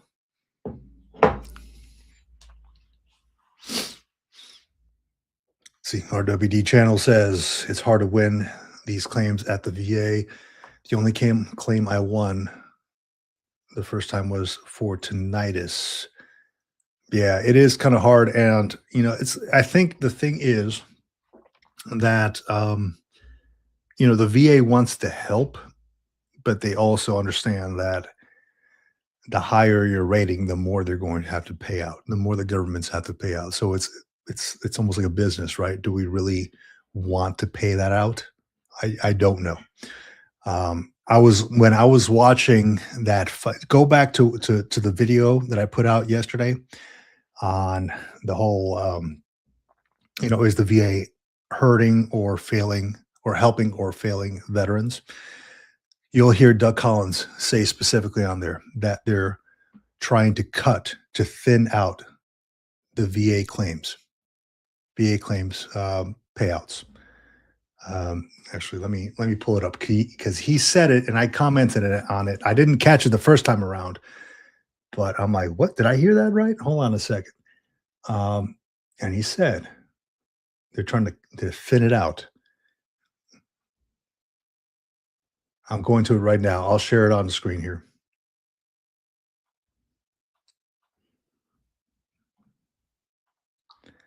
Share screen.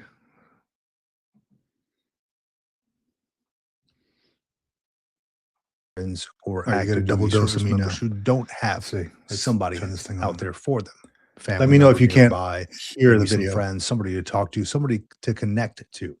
And I want to touch on a couple things here, specifically something that Mr. Doug Collins brought up during his interview with Fox News on December 5th, 2025, which was what, a Friday.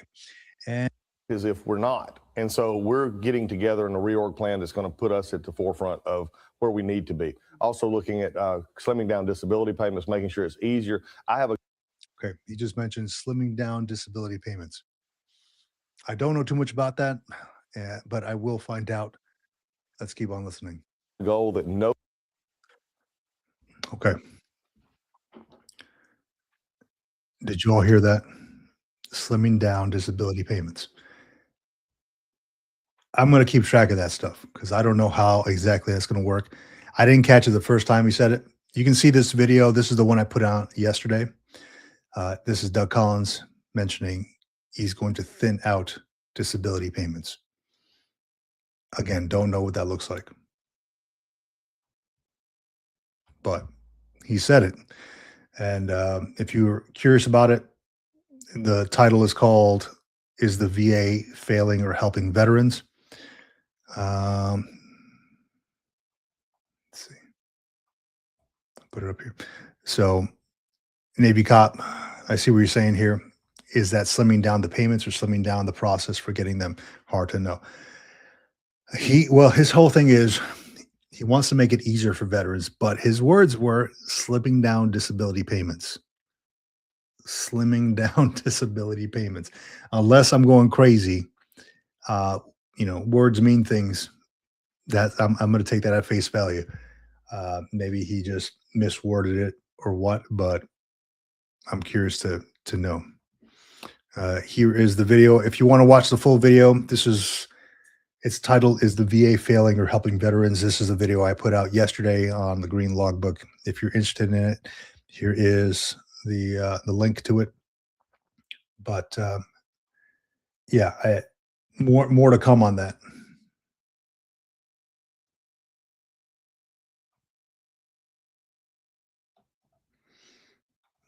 Let's go back to the video with comments and all this good stuff here.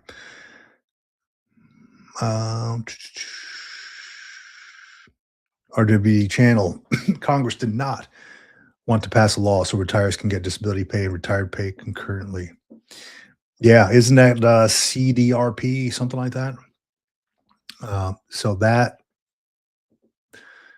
there's a lot going on with VA disability payments, and now they're throwing this whole retiree thing in the mix, right?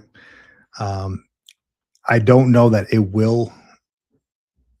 Just looking at it, I'm nobody. But my opinion is just I don't know that they will touch that, because then there's going to be a whole bunch of veterans out there, that are going to come out and say, "Hey, what the hell? This is my livelihood. You guys used me for a government mission, and this is the money I need to live."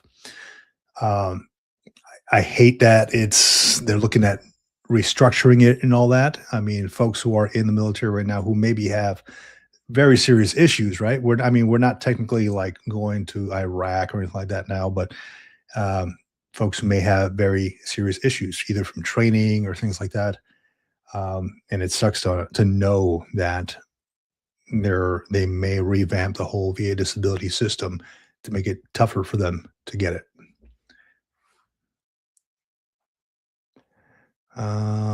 Jason Miyamoto. Have you heard about the new law they are trying to pass at the Veterans Senate Committee? They are trying to take away from those rated 70 below and give it to those that have FMC. I have heard about that. Yeah, I have.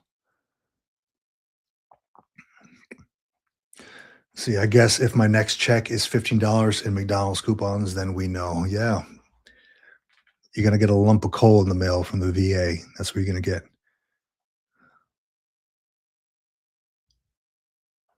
RWD channel. I think it all hinges on the CMP exam. I have medical records that stated word for word. Had sinusitis. I was still denied. Right on. Jason Miyamoto. I think if some of these are passed, they're doing a political career suicide. Yes, I agree. Yeah, that's you can't touch the veteran stuff. I mean, you can, but again, like you mentioned, it's gonna mess up the career. Excuse me. All right, bring it on to the stage. We got Mr. Mario. How we doing, Mr. Mario? Raising the roof, dude. What's up? What's going on, Chief? How you doing, brother? Hey, chilling out, man. Chilling Oh out. man, hey, nice being able to connect again, brother. Hey, you too, So man. So likewise, yeah, how you doing? Everything good? dude. Yeah, everything's great, dude. I had put out a video not too long ago, but I had this past Wednesday. I had this. I call it the reawakening. The reawakening. Oh, It was it was weird. It was a strange feeling. I've never had something like this before. It was a okay. mental clarity that I've never had, and I wrote it down. It was Wednesday, December 5th, I want to say it was, and at 7:50 in the morning, just mental clarity saying, "This is what you need to do." And because I have been putting my own health and wellness on the back burner, uh, to concentrate on other things, right? I'm very mission oriented. I write things Yeah. down all the time. I got whiteboards all over the room, right? And Mm-hmm. that's how I function. Yep. And immediately I thought, you know what? Um, I need to go focus on my health. So I went to the gym that morning and I never felt better. And then that I think it was that evening, I was volunteering at my church. I was face painting for little kids, doing face. Okay. It was good to do something. Yeah. It was kind of like that reawakening, man. It was this is where I need to be mentally, spiritually, physically. Mm-hmm. And it all came together. It really did, man. And I Good. feel better. That's amazing, bro. Thanks for sharing that. That's real good, man. I'm happy you did that. I'm glad you kind of set yourself a kind of a mission and went with it. Execute it. Yeah, absolutely, man. So so let's do the AAR portion. What'd you learn out of that? What did I learn up front? I like this. I like the format, dude. You're the question guy now. Huh? What did I Throw those learn? the open-ended questions, bro. Yeah. So I learned a lot, man. I learned if I want to be here years from now to potentially walk my daughter down the aisle, to potentially play with my grandkids, one day, Lord willing, um, I have to take care of number one, right? Yep. My family's going to be there. I'm taking care of them, and I've been Right. focused on that. But I got to take care of number one, and I've been putting number one on the back burner for too long. So I learned that. I learned that I got to go outside and breathe some fresh air every so often. Yeah. Touch grass, or something. No, don't let your sergeant And major see that. But yeah, you can touch grass. yeah, right. It's happened. It's happened. Yeah. Yeah, Well, that's but no, good, man. there's a lot of lessons in that, man. Oh, absolutely, bro. And I could definitely relate because if you really think about it, um, if you really think about it, we have that selfless service type of mentality. Right. Think about it. We were both senior leaders. We had a tendency of always putting everybody else first over us. We were That's always right. the last ones, or we're always the last ones to eat. We're always the last to everything, right? Because we're all about taking care of everybody else, bro. And it, it kind of dawned on me. I don't know if you remember, I think we talked a little bit about LinkedIn and how much we hate that because it's all about you. Yeah. Yeah. Right. So Here's what so I did. Look at me. yeah, Yeah. look at me. I got a certificate. Look at me. Oh my God, you do that in the military, we'll clown you for days and days, Yeah. man. Yep. So yeah, I think sometimes you need to have a little bit of LinkedIn in you, man. And take care of yourself and do what you think is best because I'll be straight with you. I already have grandkids and my grandkids wear my ass out. And it gets to the point that I'm like, man, I need to get my ass back in shape because, and they're both boys. So, Mm. so I know as they get older, they're gonna want to do more stuff with their grandpa. And I'm like, yeah, I need to get myself back in shape. So Yeah. that's what I do, man. You know, every morning I take my faithful companion Bruno, my pug, and we go walking, man. We go walk a mile and a half and do that, and then just stay active in here, you know, doing stuff around the house. I mean, right now it's kind of a slow season for me at work. You know, I've been able to do my meetings from home and stuff like that, so it's a blessing. Good. But you know, I think also we get to that same point where, you know, you get a little too comfortable being home, and Yes. being a couch potato is good to a certain point. You know, to a certain Yeah. point, you need to go get yourself out there and do other stuff.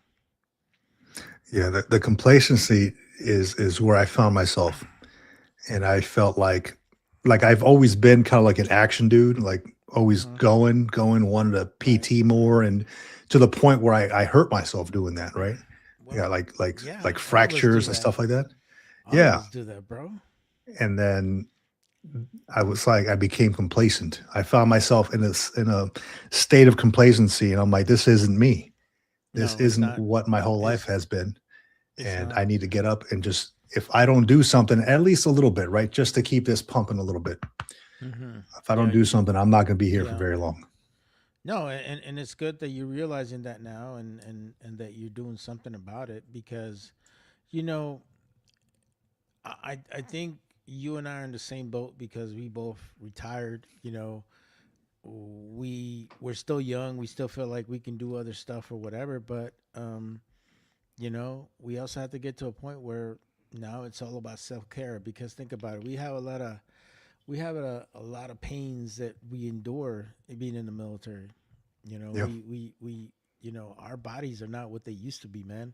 Yeah, you know, some of us are in our, you know, late 40s or early 50s, and we're getting out of the military, and you know, you think you're young enough to do all the stuff that you used to do before, but man, I'm telling you, our bodies got got a lot more worn out than we ever thought, until you know, you sit down and you relax and you're like, Dude, what the hell?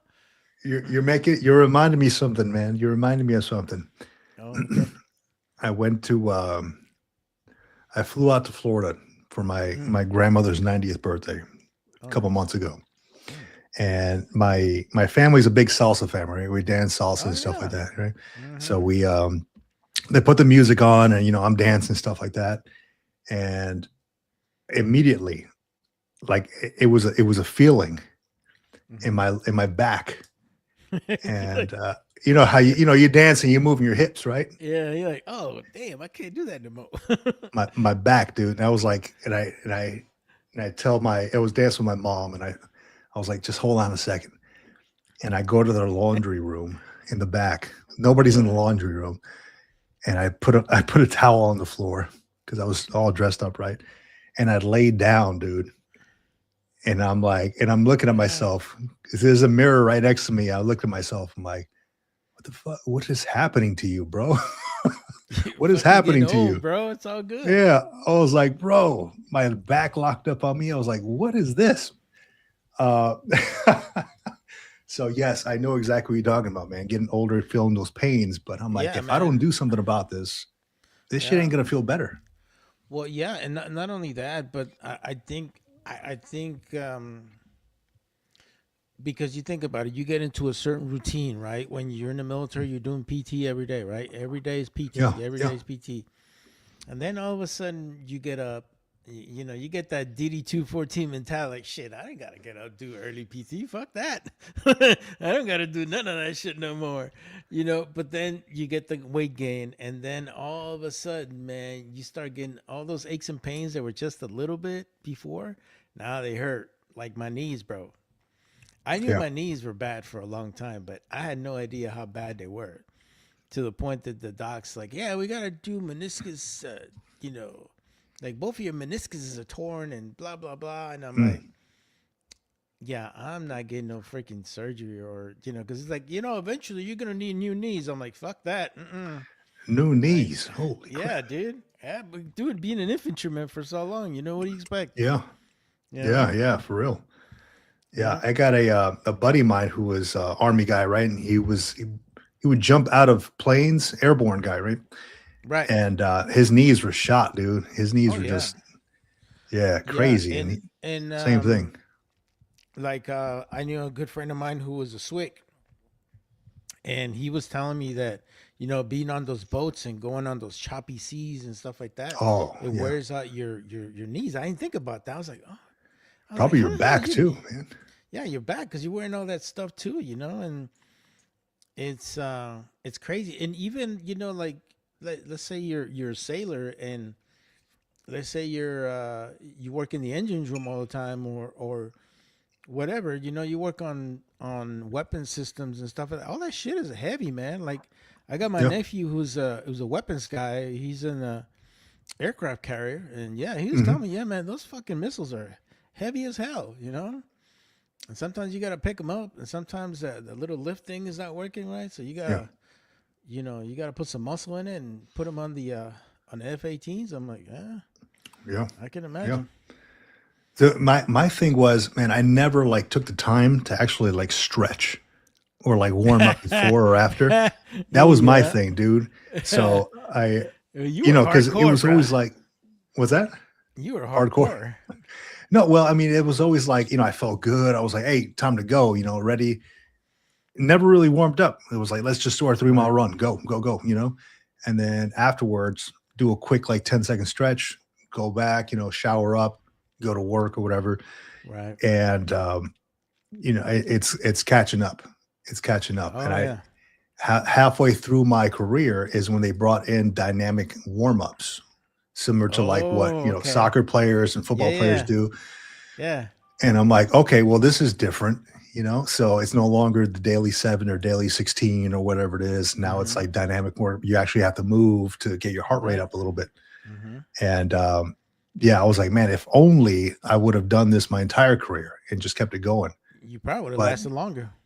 yeah, yeah. And then the whole thing is too, is like, if you don't seek it out, Mhm. there's not like a trainer that comes out and tells you how to do things the right way, correctly, right? Unless like you get somebody to come out and show your unit how to do that, you know? Mm-hmm. So we're just doing whatever But and not you really also doing it the right way. you also got to think, man. We're the old school group, bro. We're like the last ones to do push-ups, sit-ups, you know, 2.5 2 mile runs and then pull-ups, bro. We're the last ones to do that shit. Now, like the army has this new thing where they do this, you know, like they have like all this other shit that they do that they never done before, like It was like stuff over the your fitness test. Yeah. The yeah, the combat fitness is stupid as Yeah. shit. But you know, the thing about it is that that's stuff that probably would have helped me in the long run, you know, because I would have built more upper, you know, more core exercise and stuff like that. That would Right. have helped everybody.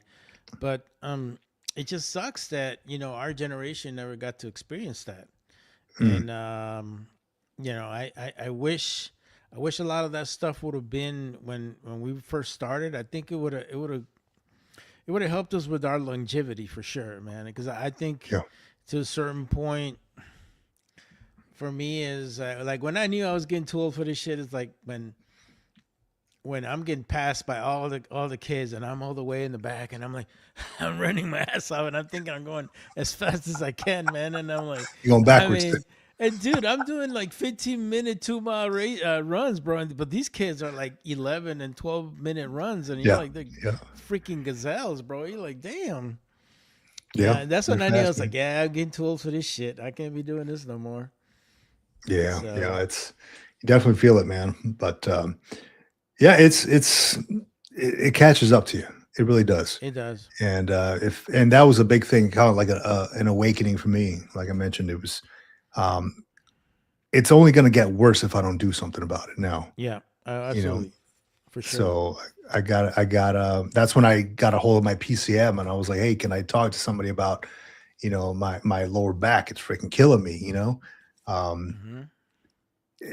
Just different things. I'm like, if I don't fix it now, if I don't learn how to fix it now, it's gonna eat away at me. And I think channels like I think it's fascia.com. This other dude, Marco Gisar, I connected with him not so long ago. He lives up in Northern California, and he ran a channel called Service Connected Wellness for a while, and then he switched it over to fascia.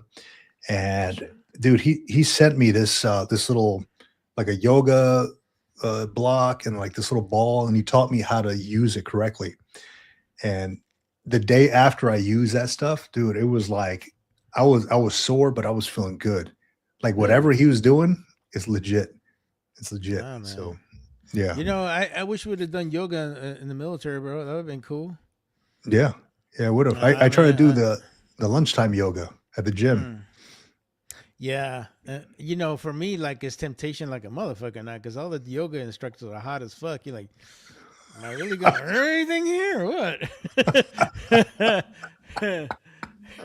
I know that's the old hound dog coming out, bro. I'm like, Hold on a second.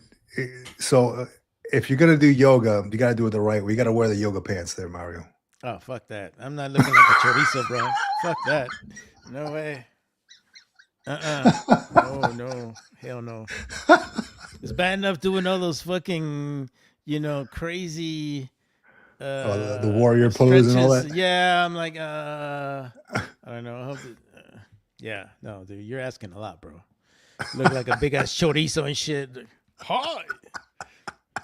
I got a buddy of mine who does fucking Ironmans, bro, and he's still fat. You know, he's still got a little chunky in him, and he goes, "I'm ready for a race." I go, "You go, super chorizo," and he starts Super laughing. chorizo.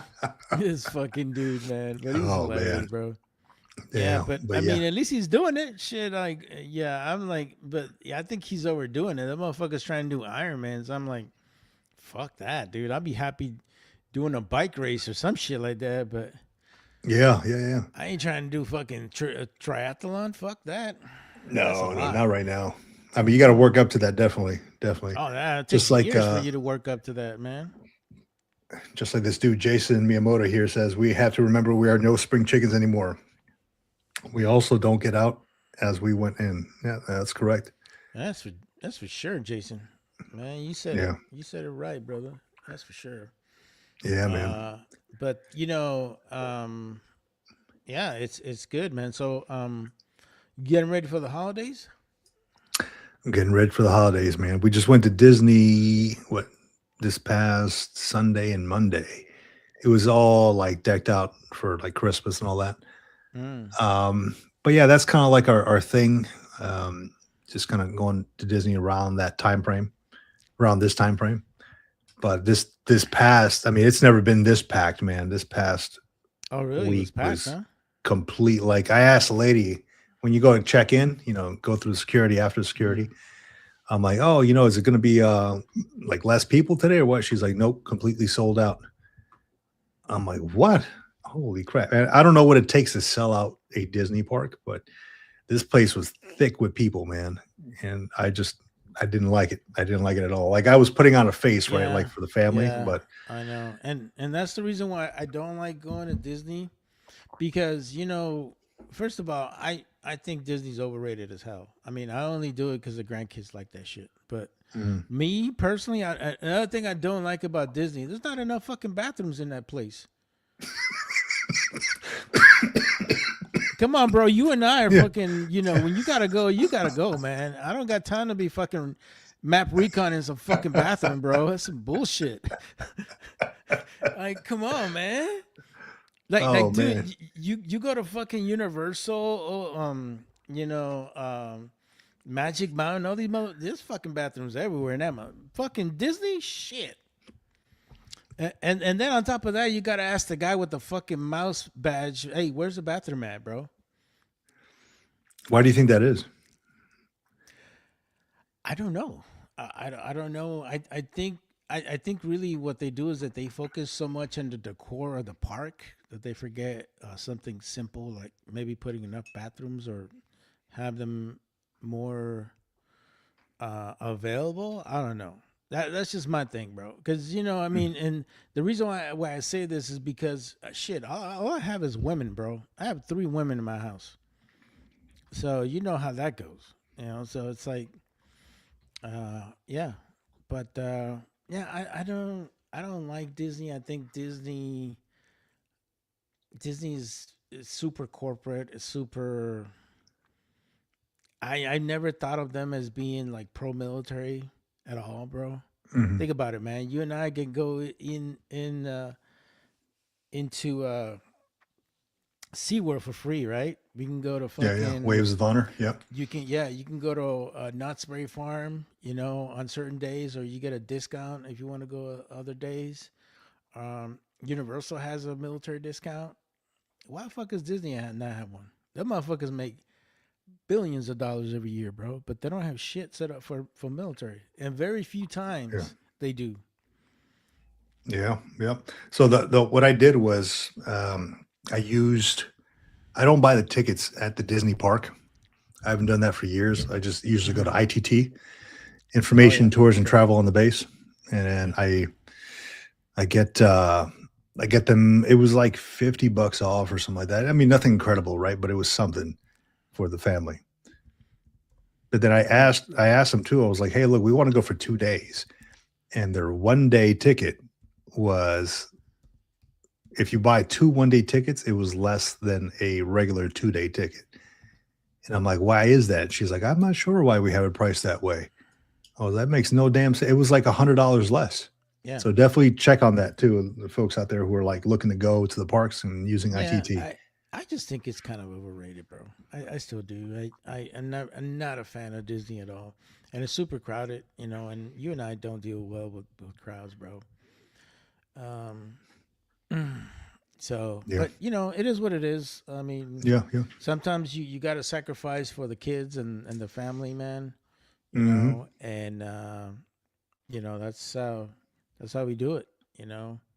And I don't want to be to the point where we're avoiding to do stuff because of my situation. If you give me enough time for me to kind of get ready for it, then I try to get ready as much as possible. I kind of learned that from going to Mighty Oaks, and they were kind of like, Mhm. they give you like certain things to kind of alleviate from dealing with crowds and stuff like that. So I mean, it's all good, man. I tell a lot of veterans, especially guys that were in the sandbox. I always tell them, like, look, man, don't let your situation distract you from creating new memories with your family, because in reality, man, before you know it, they're out and about doing their own stuff. Especially if your kids are small, man, or if your kids Yeah, are yeah, still they get grown at quick. the level that they still want to hang out with you. Right, right. Because after that, man, they want to do their own thing. Yeah, yeah. And it's I found that out real life. quick. Oh, I found that yeah. out real quick. And Like it, my and it daughter is sucks, doing her man. own thing. Yeah. Yeah. Daughter's doing her own thing. My Yeah. son is 15 and he's still like thinks I'm the cool person. But Well, cherish that, man. I'll be honest with you, yeah. because I mean, once they hit like 16 and they want to hang out with their friends, and they start playing sports. Oh yeah, your days of hanging out with your son is gonna be over, bro. You only see him if he's involved in sports or some sort of activity at school, but Yeah. it's part of life, man. And to a certain point, you and your wife have to get accustomed to that, because pretty soon, you only see him on certain times of the year. Yeah, and it's Mhm. life.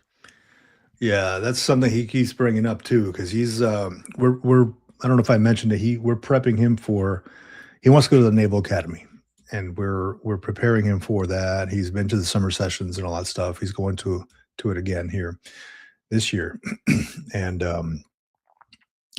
constantly always bringing it up. Oh, 2 more years. He's a sophomore, right, in high school. Two more years after this, and I'm out of here. I'm going. I'm leaving college, Naval Academy or something. I'm like, hey, Well, don't rush it, dude. Yeah. My question is, are your grades gonna meet? Because if you ain't at least a 4.0, man, you're gonna get left out, bro. You gotta stay Oh on yeah, top of that. he's good for it now, man. I mean, he's 4.0 guy. He's a lot smarter than I was, dude. So I put it like that. But Aren't all of our kids? Like, yeah, yeah, what's going on here? yeah, exactly. They're like, hey, you sure you're my kid? Yeah, I'm like, what? So I hope Sancho didn't get you, Jody. Jody. No, Come man, on, but man. yeah, It's yeah, they freaking grow up fast, man. They do. And then Yeah. but what a blessing, huh? To be able to be a father and kind That's of cool, dude. show them the route, the way, right? Yeah. Let them know, hey, look, don't do this because it really didn't work out for me when I did it. Don't do Right. dumb shit. So kind of showing them the ropes a little bit. I don't know, but to a certain point, you got to let them experience it, bro. The Yeah. thing is, you can only hold their hand for so long, Right. especially with boys. Mhm. They're gonna make their mistakes, but don't let it be a mistake that it completely destroys your future. Right. Of course, But yeah. Make good man, decisions. I mean, that's something I always tell them. Make good decisions. Think before you do something. Don't just act on impulse. so when did he had this mentality of wanting to join the military? I I don't know. When he was younger, I had him involved in Young Marines. Oh yeah, that's a great You know, organization. We have one yeah, here too. yeah, Young Marines. So we had him going there, and then I don't know. I guess he got too old for it. Not on his own, right? He's like, yeah, I don't Mhm. think I want to do this year. I'm like, okay, well, and he pushed back a lot on it, right? Because he wanted to do baseball, and then it takes a lot of time, right, on the weekends Oh and all yeah. that. You're there like most of the day when he's doing Young Hmm. Marines. So I'm like, okay, as long as you keep with baseball, then you're fine. But then we talked about it, and then he Right. would joke about it. Dad, what if I joined the Marines? This and that. And I'm like, well, what if you did? I don't know. Uh, then was it when I was working at Surface Warfare? I talked to some of the guys. There was a blue and gold officer. It was like a lieutenant commander there. And these are guys that help folks get into the Naval Academy. And I got to talking to him about it because I just overheard a conversation about some other person he was talking with about Naval Academy. And I was like, huh. And then a lot of folks that I worked with over there were Naval Academy graduates anyway. So I'm like, oh, let me figure out. Um, and then they mentioned, hey, there's a summer program coming up. If you got a high school kid, I'm like, well, actually, I do. Let's figure it out. So I asked him about it. I'm like, hey, it could be potential that you like it. Just try it out. It's like a camp, right, for a week. Hmm. And the dude ended up loving it. Loving it. Like still texts friends from his time there who live all over the No country. kidding. Wow, Yeah. that's So he amazing. loved it, man. So from then on, that's all he wants, man. Is like, I want to join the Naval Academy. Want to go to Naval Academy. Well, tell him to go aviation because he doesn't want to be a dumb infantryman like me, dude. I mean, honestly, I wish I could have gone a In the different Navy. route. Well, no, think about it. He could still join the Marine Corps, bro. He could have joined the Marine Corps. He could go He and become could. a. He could. I'm trying to sway him away from the Marine Corps because I told him, I'm like, Oh, hey, dude, I did the enlisted and I did the officer route. I'm like, trust me, you want to be officer if you join the and military. then yeah, But I'm trying to sway him away from the Marine Corps from the Marine side. And I'm Corps. like, hey, look, everybody gets paid the same. You can still do cool things, but he's more technical minded, like engineer minded. So I'm like, go the Navy route, right? Because the Marine Corps doesn't Oh, have a lot of that stuff. hmm. Electronic warfare, something like that. Yeah, something like that, like some kind of naval engineer or naval architect, something like that. But I mean, there's so many opportunities, man, now for these young folks, man. I'm like, dude, even if you want to Yeah, do like 4 years, do your 4 years and just get out and find something else, find a nice civilian job. Just make sure that you're educated, you get the credentials you need, and you get the clearance you need, and then right. move out Well, if you only I want to do a couple years. I kind of had the same situation with my son-in-law. My son-in-law, because he would see me all the time in uniform. He see me functions and doing my training and stuff. So he mentioned that he wanted to join the military, but I was like, ah, come on, man. You and my daughter just got together. You guys got a young baby, whatever. Never Right. thought it would happen. And it just out of the blue, he's like, yeah, I'm joining the military, man. Where should I go? And I told him, I want to join the army. I was like, no, don't join the army. No, don't join the army. So he's a really smart kid. So I swayed him into being in the Air Force. And when he was in the Air Force, he worked at the he pretty much worked on the helos that the PJs use. Hmm. So and he did a lot of the electronic warfare and Yeah. satellite stuff that they use on the Blackhawks. Yep. So to make a long story short, there was a lot of these type of um, the Air Force has like these really cool programs for if you're like a sharp airman, you can try out. Well, to make a long story short, he took advantage of his opportunities, got out of the Air Force, and now he's working as a military contractor, and he's making three figures, and he's not killing himself no more. He's just chilling. So I mean, you know, if you know the capabilities of your son, you know him better than anybody else. Make sure that you kind of sway him into something that I think would best fit him, and not only his skills, but at the same time something that can help him if he decides to get out of the military. Yeah. Because I mean, what do they do? Like a 4-year commitment after they finish their academy, something like Yeah, that. I think it depends on if you go aviation, it's a little bit longer, but for the most part, I think it is maybe 4 or 6 year commitment, something like that. Hmm. But I mean, you can still do a lot during that time. And who knows, he might really love it and just do career. But if Yeah. anything, Then I would always sway him to do something that he really enjoys doing, where he feels like right. he makes a difference and he's proficient at it. You know. Yeah, and I think that's the challenge I gave him too. I'm like, hey, look, man, I want you to do better than I did. Well, You we all know, do.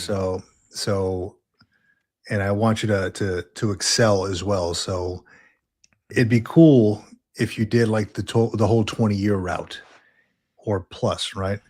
Right. And because he asked me, he's like, should I do it? Should I make it a career? I was like, well, do what you want, man. But it'd be cool, Hmm. to call you, Well, commander, captain, or something. yeah, that'd be a blessing. But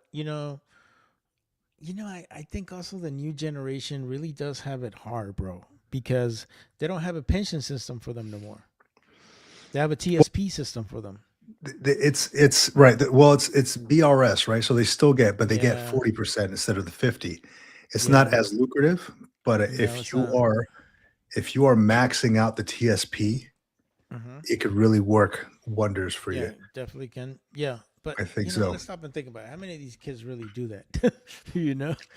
Well, yeah, you're right, but I think it's a learned lesson, right? So Oh from yeah. the start, ever since these kids were young, I've always kind of put in their head that they need to save at least a certain portion of whatever they make.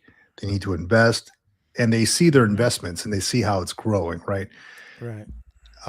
I have it invested in different places. They see the not the TSP, the Vanguard that I have for them and all that, Hmm. how it's all growing.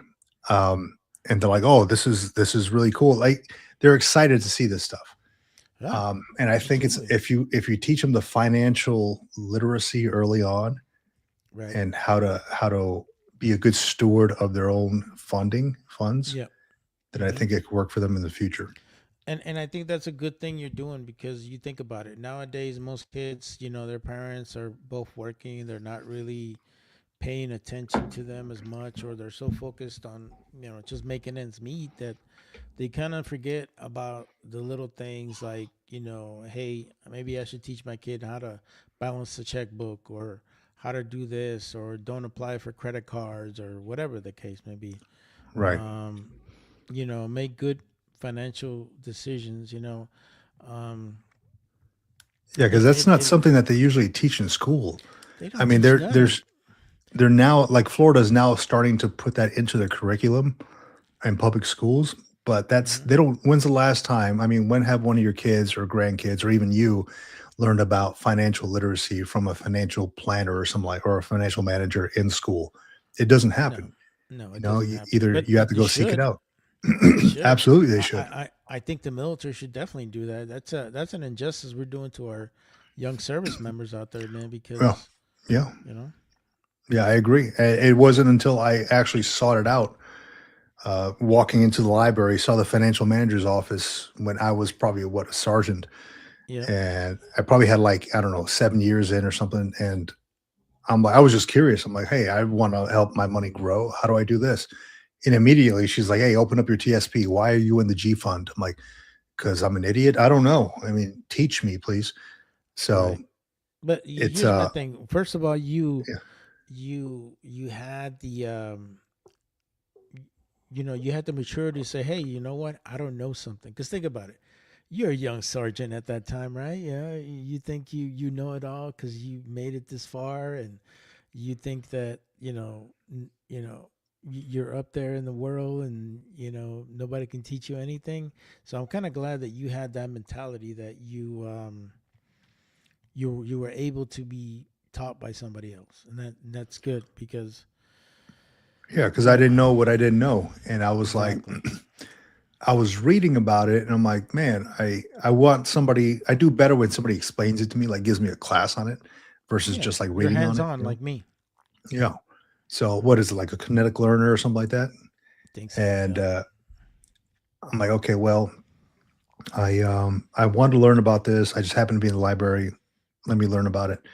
And then that was like an eye-opening experience. And then from then on, I was like, when I had my kids, I'm like, let me teach them about this stuff. Because I was always, uh, you read like Rich Dad, Poor Dad and all that, Mm-hmm.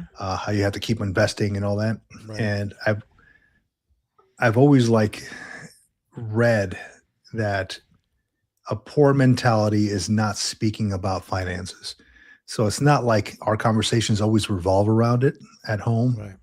but I do make it clear, like when they have money, like maybe grandma sends them $20 Mm-hmm. and they're like, oh, I want to buy this game on freaking, I don't know, Xbox or some shit. I'm like, are you sure? Because remember, if you could use some of it for that, use the other, save the other or invest the other one. Wouldn't that be smarter for you? And then maybe next year you have a little bit more. And they, I put that into I let them make their own decision, but I put that into their brain Yeah. and they're like, huh, maybe he's right. My mentality was, is that a need or a want? That was my Yeah, thing. exactly. Yeah. Need or And they're want. like, Yeah, exactly. yeah. Exactly. No, it's I it's mean, true, bro. that could work for anybody, like not just kids, but Oh like yeah. even us now. Um, folks, dude, the amount of people that I've spoken to that have like are in a financial bind, Mm-hmm. like veterans and stuff. I meet with folks all the time. Like, hey, how's everything going? Just trying to get this other job, and just make some money for the holiday period. I'm like, oh, everything all right, And it always comes back to the finances. And I'm like, dude, just like don't live within your means, dude. Yeah, and that's the biggest thing. A lot of people want to keep up Yeah. with the Joneses, and it's not about that, man. It's Man, about forget the what. Joneses, dude. No, But no. I mean, think about it. Kids are like that, bro. I mean, Hmm. kids. No, I know. Um, and Trust me. I, to I drive me, I drive around my neighborhood and I see these brand new RVs and these brand new freaking cars. And I'm like, why? Like who I you mean, trying to impress? I've always wanted an RV, but if Mhm. I'm not using that thing at least 15 days out of the month, what's the point of It's having not it? worth it. Yeah, It's it's not not worth it, worth and it. that's the reason why I don't buy it. I don't like, it's a want, but it's not a need.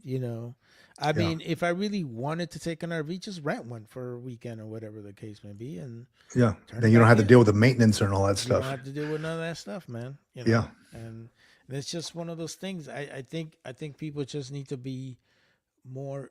I think just people need to be more frugal. Just have that frugal mentality, man. Yeah. And you'll be just fine. Well, you know what comes into mind a lot, man. I write it. I don't know if I mentioned to you, I write a whole lot, right? Just thoughts, ideas, and you know, Yeah. quotes and stuff every night. And what comes up is in my constant thinking, and not that this is like law, not that anything's been passed on this. Hmm. It's just a matter of okay, the the government is looking at ways to cut costs at every corner, right? They're Absolutely. looking at a lot of stuff, right? And they're looking for some reason this year. They've been looking a lot at VA or like veterans benefits and like VA disability. I even put it on there that Doug Collins had mentioned, hey, we're looking to thinning out the VA disability payments. I don't know if he misspoke or what, I but don't think so. I don't think that's what he said, and I'm going to take that at face value. So what I'm thinking here is, okay, if they're looking to thin stuff out, okay, well, I need to figure something out then, because right now, you and I are receiving a retirement check. You and I are receiving a VA disability check. Potentially, if you're going to school, you're receiving either VRNE, military housing allowance, or your GI Bill housing allowance. That's all government paid stuff. right. What happens if they want to revamp that?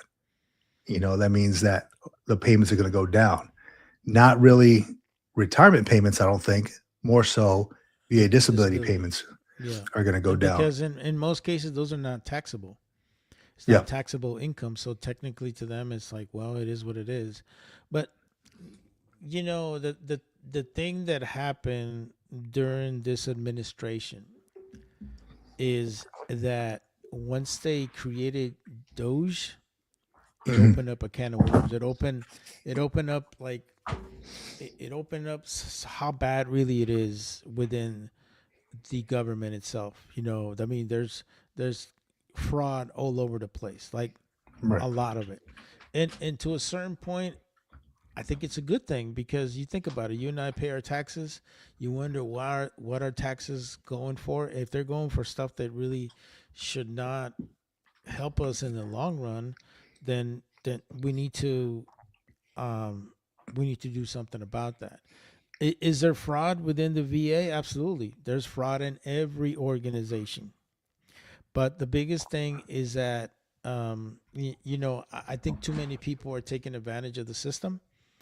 And not to say that it's us, I'm just saying in general. And the thing about it is that when they're looking at all government programs, unfortunately, we had to take a bite of that shit sandwich, just the way it is, man. Yeah. And I think if anything, what needs to be done is to maybe do regulations, or do something where we are providing enough funds for those that do really need it. And but I also think that a lot of us who are in the military, or who are veterans, we deserve everything that we should get from the military, because we earned it. I mean, our bodies, our minds, everything we put into it. We put into everything that our American citizens get to enjoy, which is their freedoms.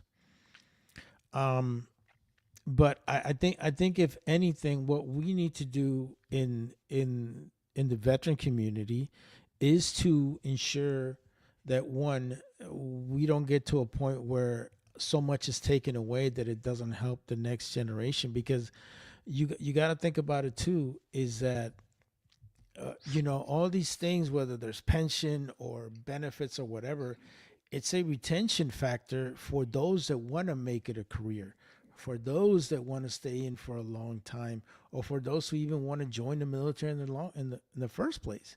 If we take away all these programs away from our veterans, or we downsize them to the point that it's not beneficial, it's not going to be beneficial for anybody to join the military, because they're going to be like, well, what benefit do I get out of There's this? no incentive. Yeah. Exactly. So Yeah. that's just my thing. Yeah, I get that. I get that. What I fear is the financial aspect, right? That's why. Yes, I love doing the whole YouTube thing, but I'm also like, I do consulting, coaching, and stuff like that on the side, and it's fun and it's good.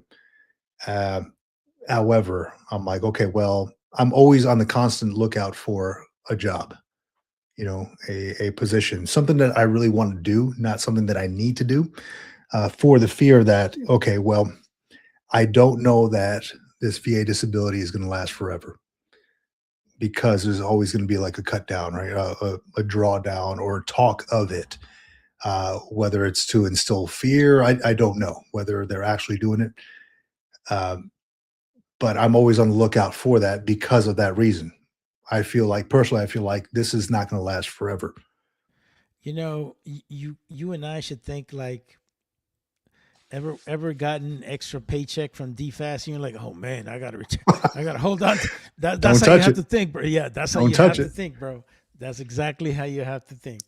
If you think like, hey man, I got an extra paycheck from DFAS, I gotta save it because they're gonna take it away.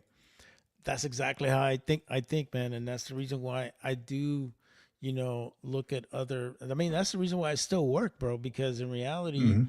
God forbid they do take a portion of my disability funding away.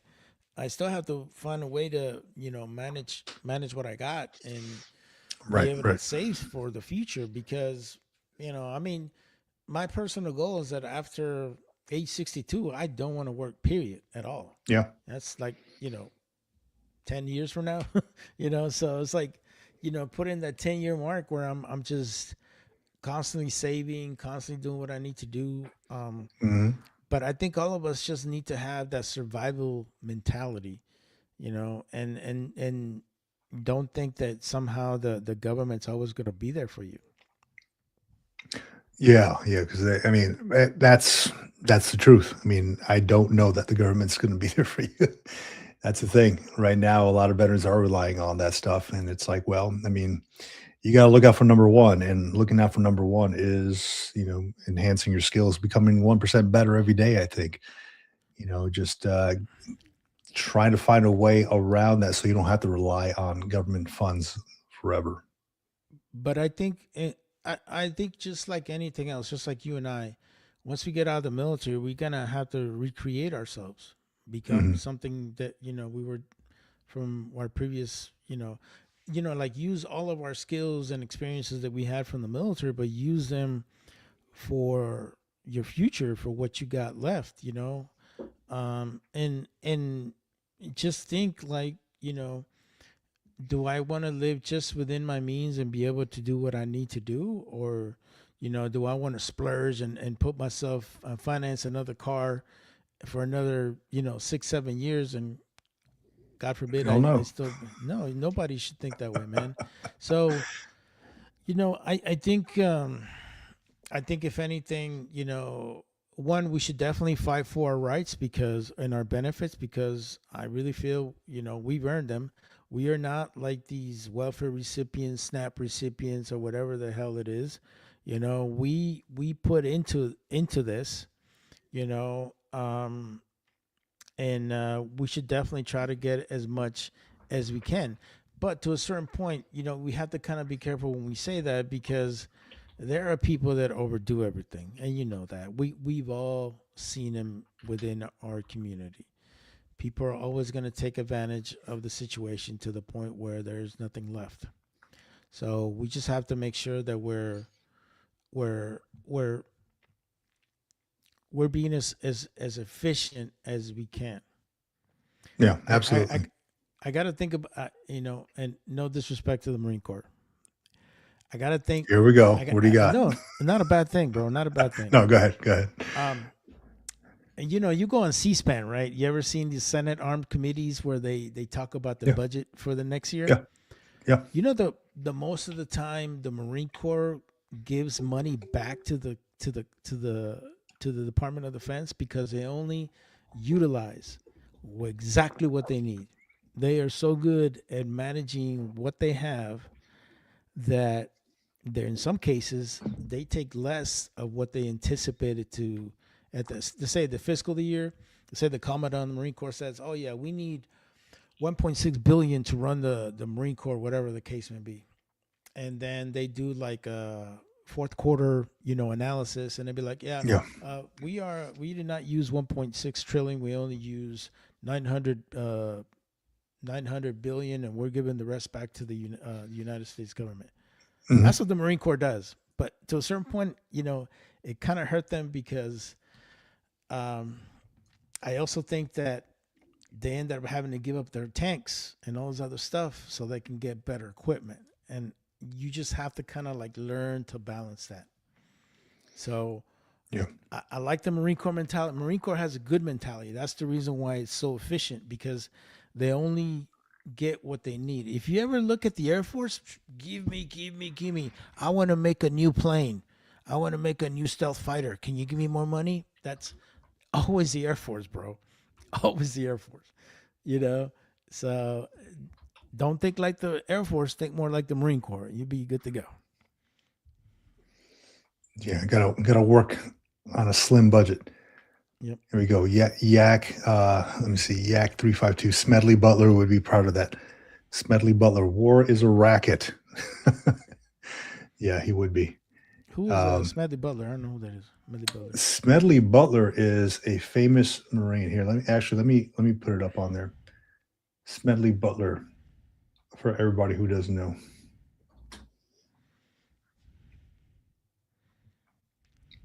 Share the screen here.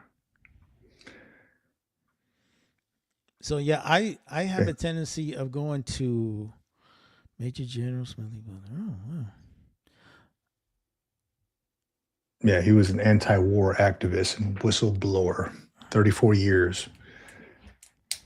He fought in the Philippine-American War. Years old. Wow. Oh yeah, 58 years old. Pretty young, huh? Yeah, that is young, man. Smedley Butler. So what was he a whistleblower that they were spending too much money or what? Yeah, I think. Well, without having read into this, I'm looking at his thing here. I have not read his book, War is a Racket, but his thing, from what I understand, is that he was against the wars because it was just using all this money and it wasn't for the right reasons. So without having read into it too much, but let me see. Actually, let's look at it here. What did Smedley Butler expose? Butler became involved in a controversial known as the business plot, where he told a United States Congressional Committee that a group of wealthy American industrialists were planning a coup to overthrow President Franklin Roosevelt. Wow. Hey, give me a second here real quick. Sure, buddy. Do your thing.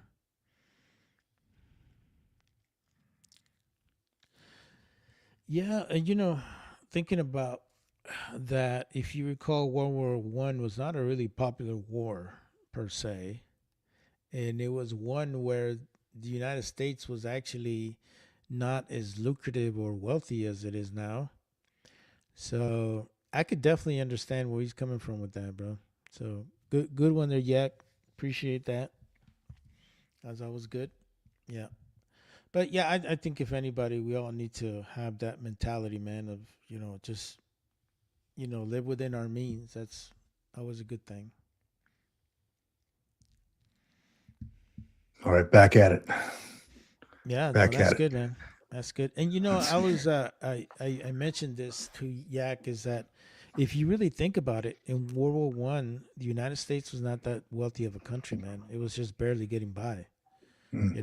So for us to put that much resources into war, and not only that, but sending hundreds of thousands of service members, to another country and spending all that money, I could just see where he was coming from with that, so I could definitely absolutely relate for sure. Absolutely, man. Yeah. So I'm glad he brought that up, because I need to put that book on my reading list for this coming year. At the beginning of the year, I like to kind of put together a list of what I want to get into. Where's my book here? Well, I left it in my room. But right now I'm finishing off the year with Viktor Frankl's Man's Search for Meaning, which is something I've been wanting to read for a long time. Read it many, many years ago. About this guy who, he was a doctor, psychologist, I believe. He was in the concentration camp, and he wrote about the psychology behind all that stuff while he was in there and after. So very interesting perspectives. But I think, for 2026, Smedley Butler is going to go on there. For sure, buddy. For sure. And, he's definitely a very wise man, for sure. So I was kind of reading. I don't know if you want to populate what Andres put out there on the side chat. Andres Luna, welcome back to the Green Law Book, man. Good to have you. If the administration cuts benefits to current vets, you will see a clean sweep by the Democrats in 2028 and a return of the benefits. Everything they are doing now is to begin hosing future vets. I mean, that's an interesting comment that he put out, but I honestly don't think that they are.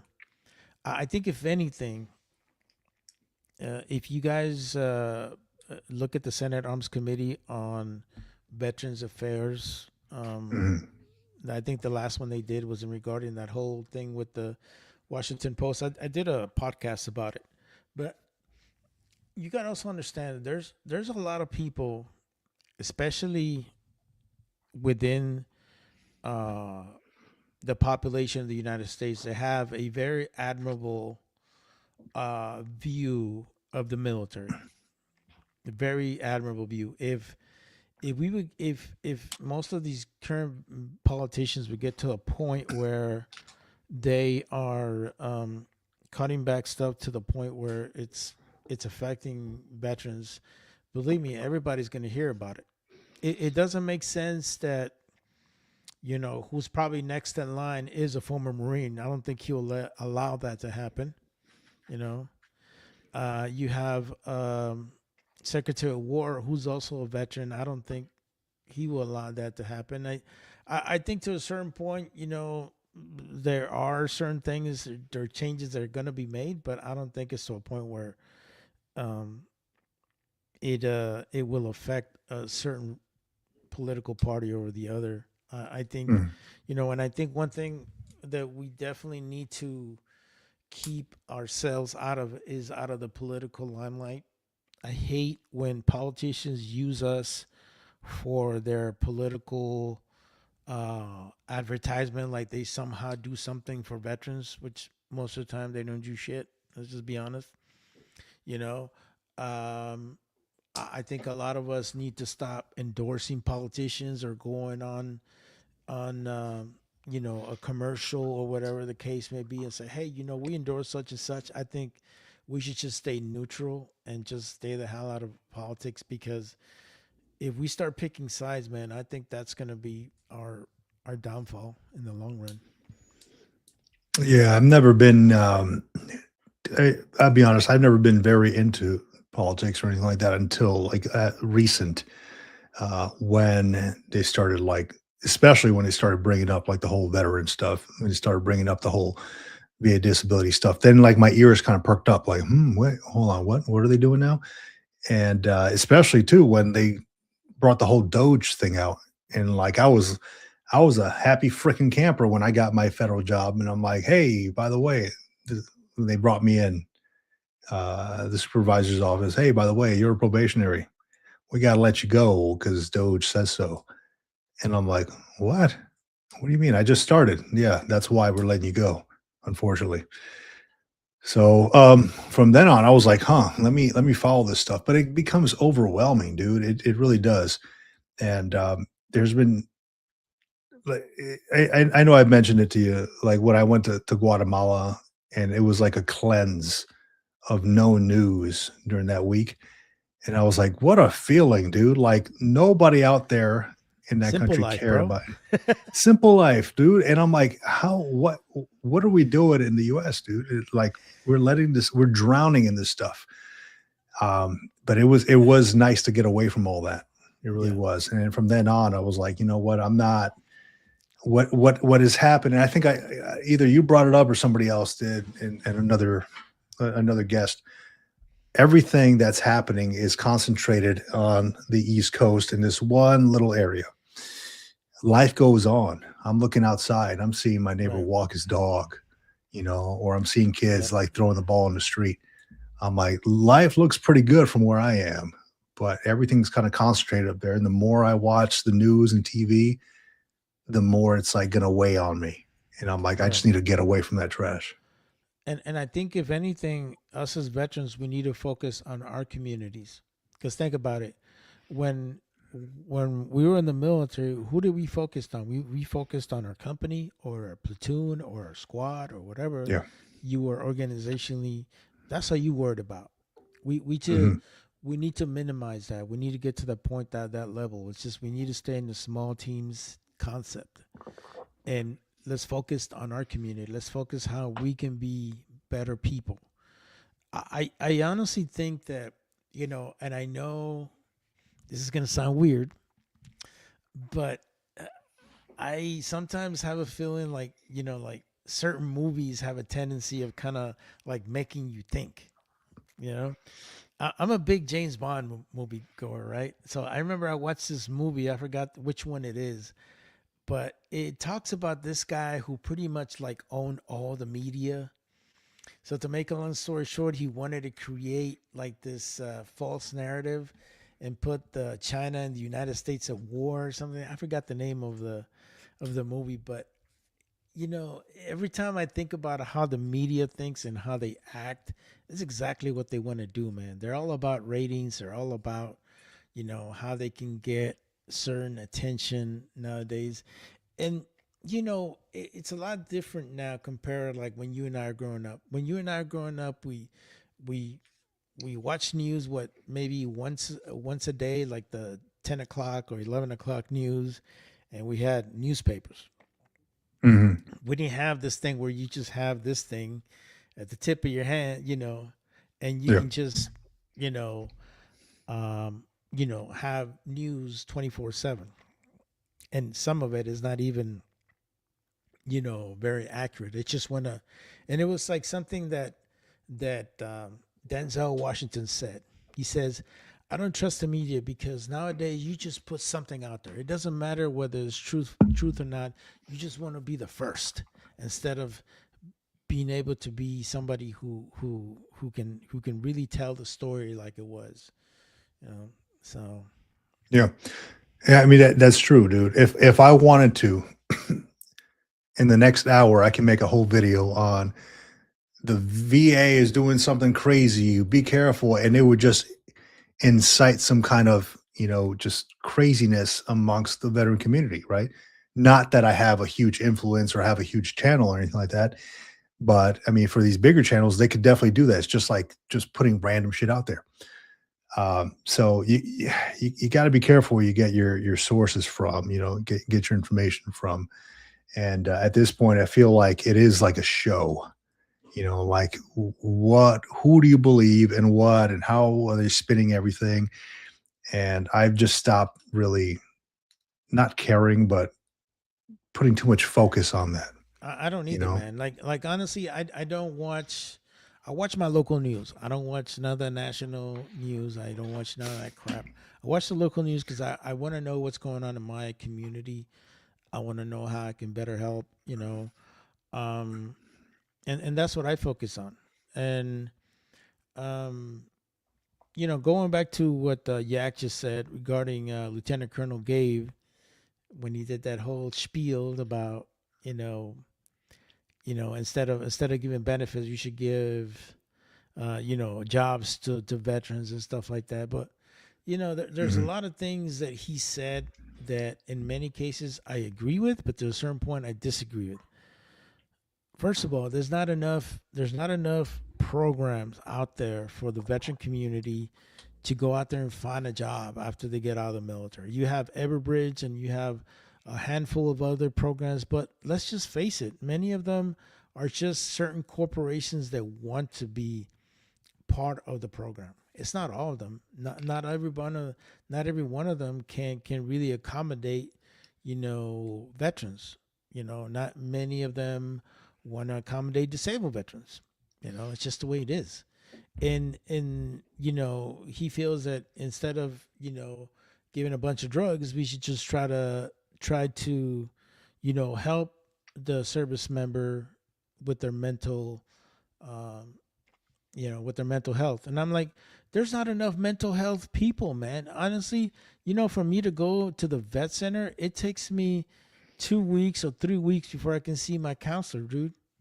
You know, and most of these other mental, like you see these psychiatrists or whatever the case may be, they don't know how to deal with us. That's the biggest problem. I've had Mhm. therapists that are, world renowned and all this other stuff, but they could not help a combat veteran. It's just the way it is. So enough, I think if anything, we need to invest in programs that help, create more mental health folks. Maybe more veterans becoming therapists. It's a win-win for everybody. As far as like putting incentives out there for veterans to For become mental health yeah, to professionals. become you know.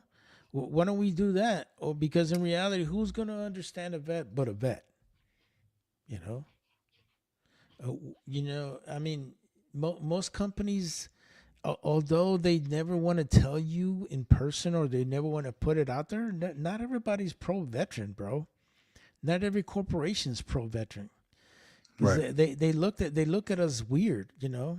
That's why I don't even talk about my military experience when I go to my corporate office in Dallas. Nope, I don't talk about the military because some of them are cool. Like I can kind of shoot the shit with like two of my bosses because they're former vets, but the rest of them, they have no idea what we do, bro. They have no idea what we ever did or the challenges that we dealt with. You brought up something interesting there, and it's something I'd like to research more on. An incentive or a specific track for people who are leaving the service to get into a mental health program. I mean, it could be that's if it interests them, right? But it could be something like we already have the post 9/11 JAB bill, we already have VRNE. You just have to kind of choose that. What so I've been looking at this exact same thing, clinical psychology, right? And I've been looking at talking with counselors from maybe 4 different universities in my area.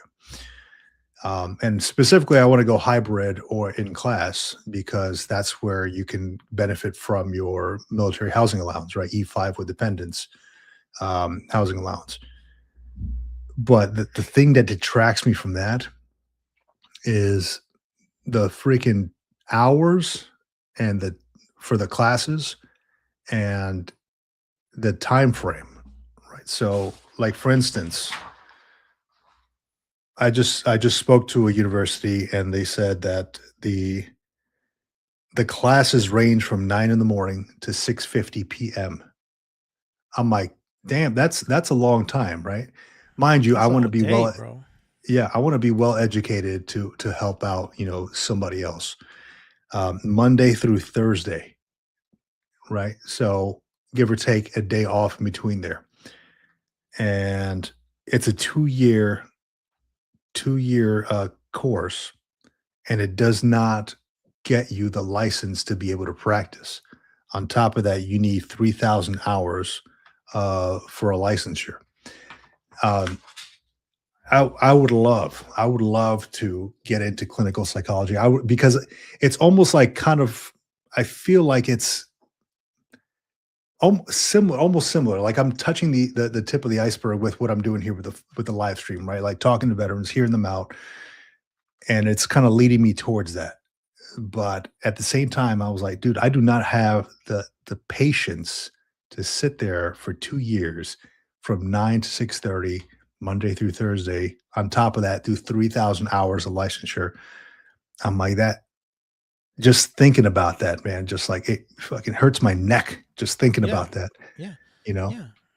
I mean, if there was it's like maybe not an easier because a more, I don't know, convenient way to get veterans in there who really want to help out the community, who understand the community, who want to help them out. But it's tough, man, because that's the hours. That's just one of them, one of the universities. The other ones are almost the same. yeah, and yeah, and they're all in that same type of mind frame, and it's like, um, I think if anything, since we have all these resources and the VA has all these resources, I mean, you got the Department of Education right there, whatever. Why Mhm. not create some sort of streamlined program where you have, you know, those veterans that have, like, let's say somebody who's been an E8 or like yourself, warrant officer, or let's say somebody who's been in a long period of time and has managed different folks and has different, challenges and stuff like that.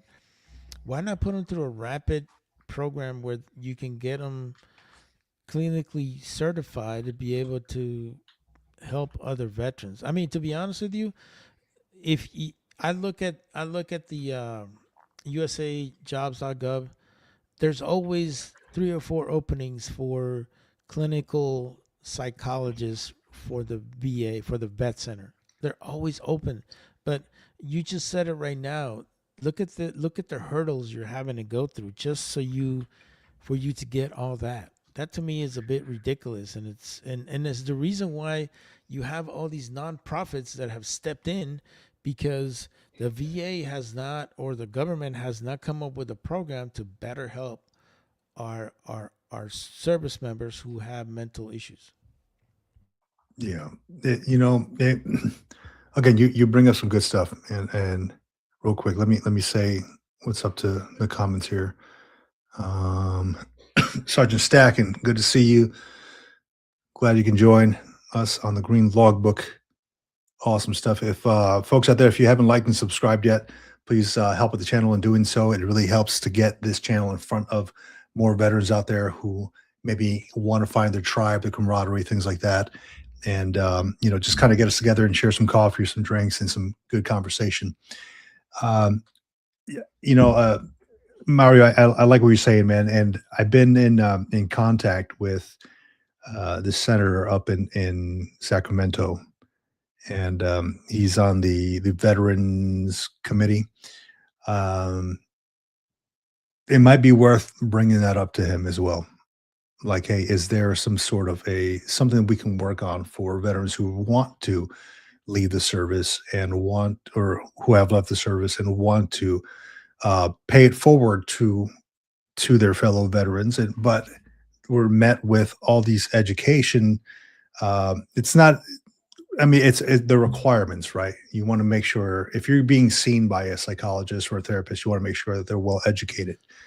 But almost like a fast track, like, hey, instead of it being 2 or 3 years, can we do this with the licensure included in there? And It would. Go and the ahead. reason why I kind of bring up the whole senior leader stuff is most of us have at least undergraduate or graduate degree, because you have to nowadays in today's military. I had to get a freaking graduate degree in order for me to be number one for the E8 list. I mean, that's how Mhm. crazy it was, bro. So most of us who are senior leaders, have the minimum of an undergraduate. So why not give them that opportunity? They're already structured enough for that.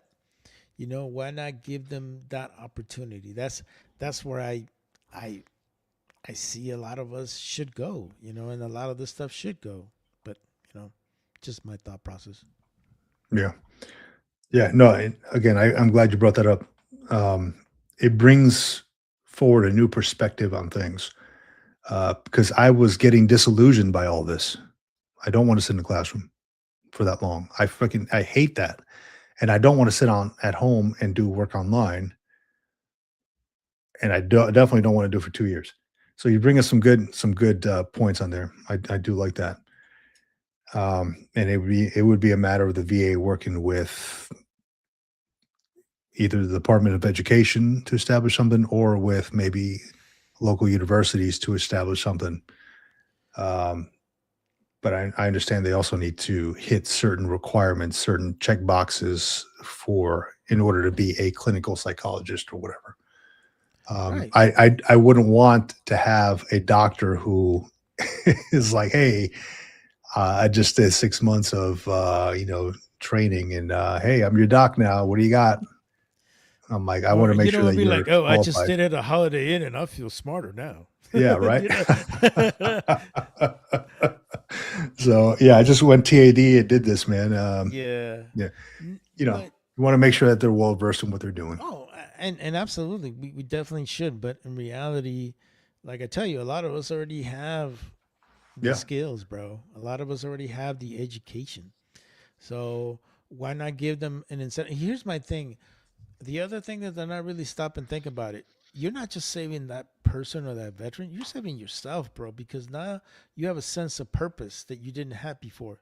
You have a mission which you yeah, didn't have before. And absolutely. that's all we want, bro. We want to matter, especially all of us to get out of the military.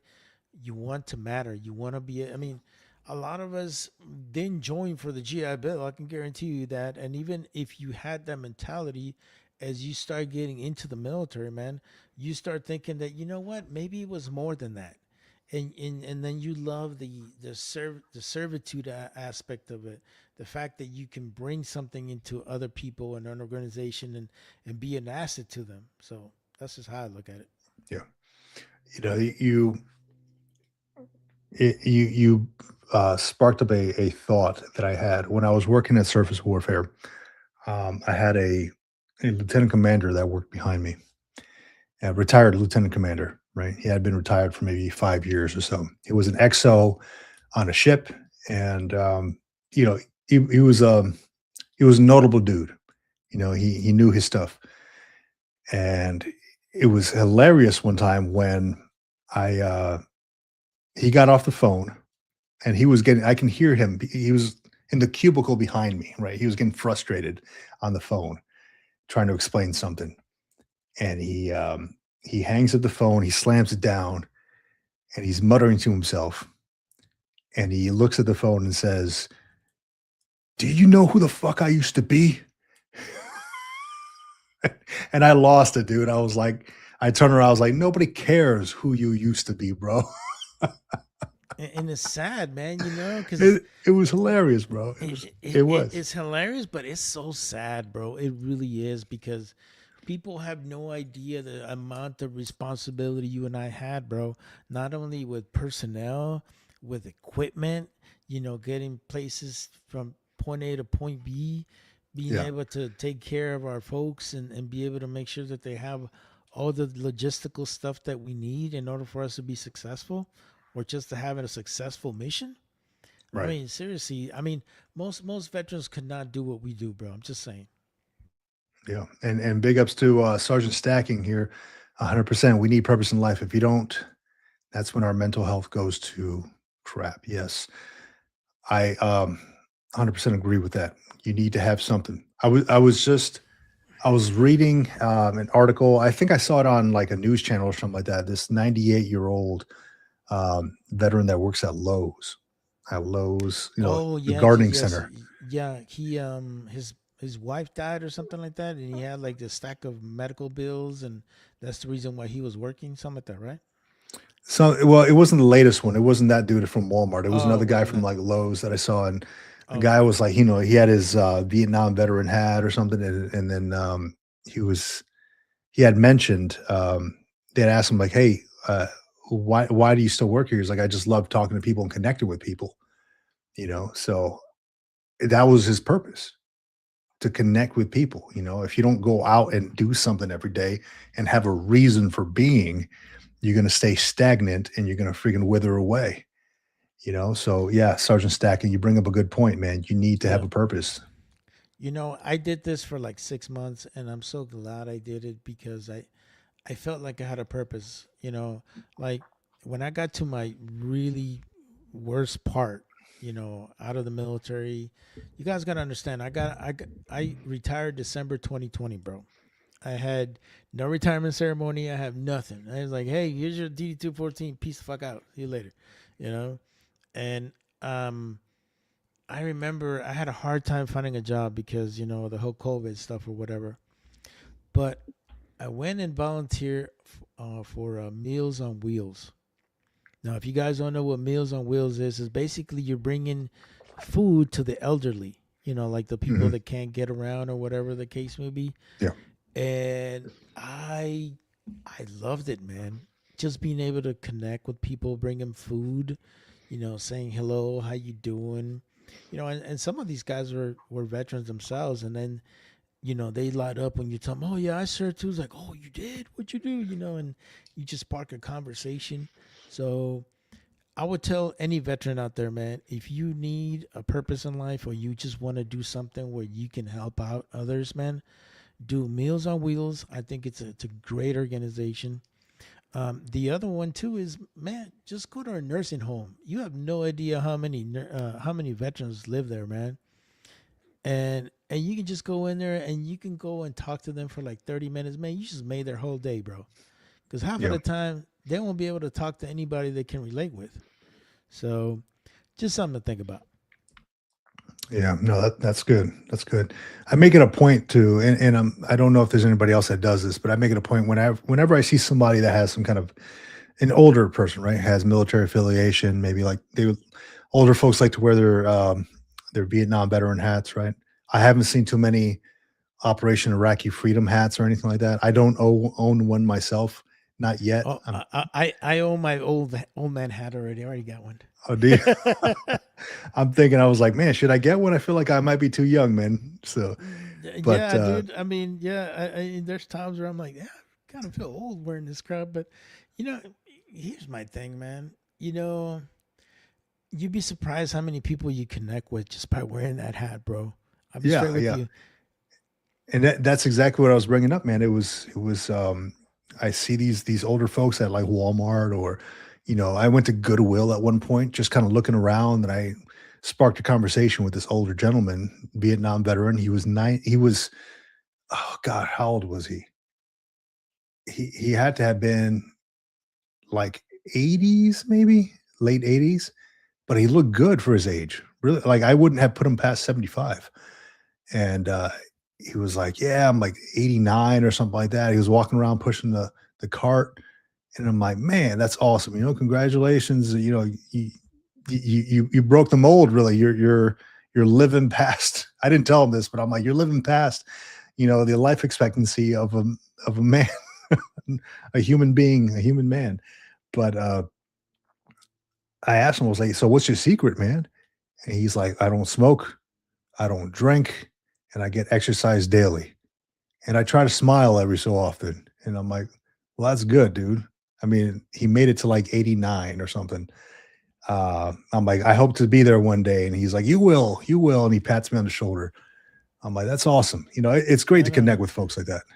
Man, I don't think I'll make it that long, bro. Why? Yeah, of course you will, man. Come on. Oh man, I don't know, but who knows? I'm like bad weed. I don't die that easy, so I don't know. But yeah, I think it's just those little things, because you think about it, man. Most of us in the military, we're kind of like ants. Everybody had their own little colony, right? Everybody kind of hang out, So it's cool to see other people being, that have been through what we've been through. And it's kind of funny because it also kind of sparks the conversation when, they say, hey, how you doing, brother? And they're like, you call him brother? I'm like, you don't even know him. I'm like, yeah, we know exactly what we've been through, So it's just kind of like that brotherhood. But most of them don't understand that, bro. They're like, what do you mean by that, Yeah, the only ones that can say that are veterans and Hulk Hogan. That's it. Oh, yeah. Rest in peace. Yeah. Yeah. I speaking of Hulk Hogan, I just watched a documentary about him.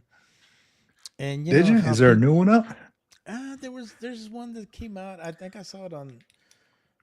I think it's on Prime Video or something like that. And they talk about. They talk about like his life, not just his wrestling life or what he did for wrestling. Because you think about it. You did a lot for wrestling, bro. He made the WWE what it is now. Yeah. But they kind of bring back the mistake that he made, and he made like this racist comment or whatever, and people made a big deal about it. And I'm like thinking, first of all, man, Hulk Hogan is from the South. He grew up in the 60s, you know, like to a certain point, he's still going to have a certain bias towards people, but I don't think he's a racist person. I mean, if he was a racist person, why would he be hanging out with Mr. T all the time, you know, or stuff like that? So it's like, you know, stuff like that that kind of like upset me because, I mean, Hulk Hogan was my hero, you know, take your vitamins, you know, blah blah blah, and all this crap, you know.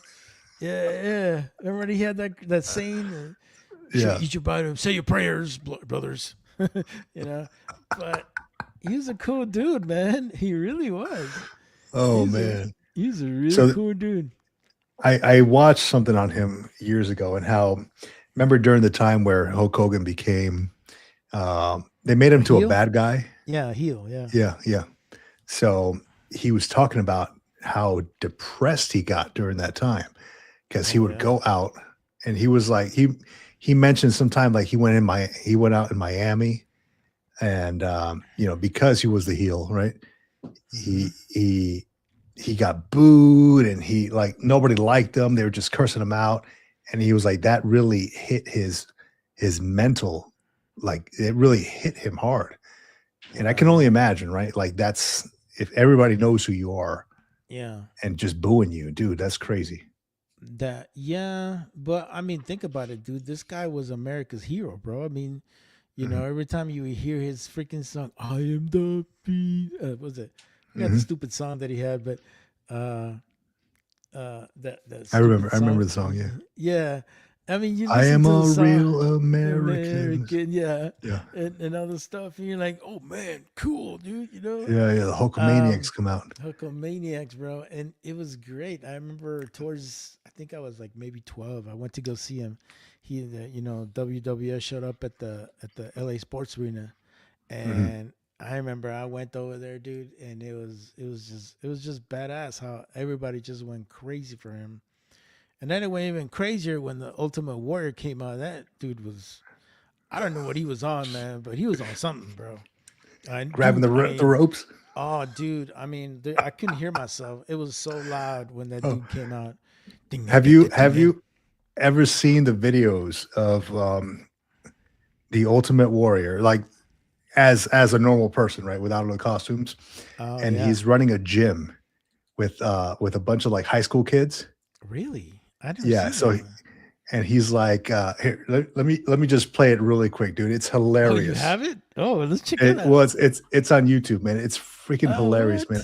I showed my kid this, and I'm like, this dude would be an insane coach to have. Hold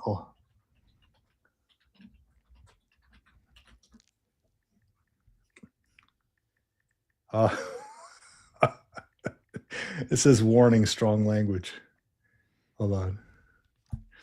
Let me share the screen real quick.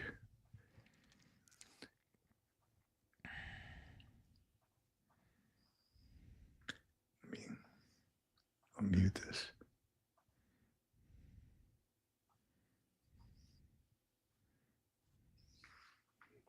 But we're going to do squats this way. You put the bar on the back and you squat fucking down, feet flat, like you're shitting over a hole, like this. You keep your back straight up and down, 20 fucking reps with the bar. And then I need somebody here just doing military press. Push up and down. You got 2 sets of dumbbells here. You just keep going. Devin, get on the prowler. 20 reps on the prowler. If you're standing around, fucking get on it. You just got off the prowler, you get on the sled. Let's go. Yeah. Fuck that, you can't. 52 fucking years I've been on this fucking planet. Fuck. Fuck. Fuck. You know what? Are you sure this dude was in the Marine Band? Big stadiums, 100,000 people. I fucking can't. Fuck that. Don't waste my fucking time. Oh wow. I love that. That's fucking awesome, dude. That dude should have been a Marine, bro. I mean, he's perfect for that. That's hilarious, dude. Yeah. Oh, but think about it. We can never say we can't. Oh my Lord. That would just oof.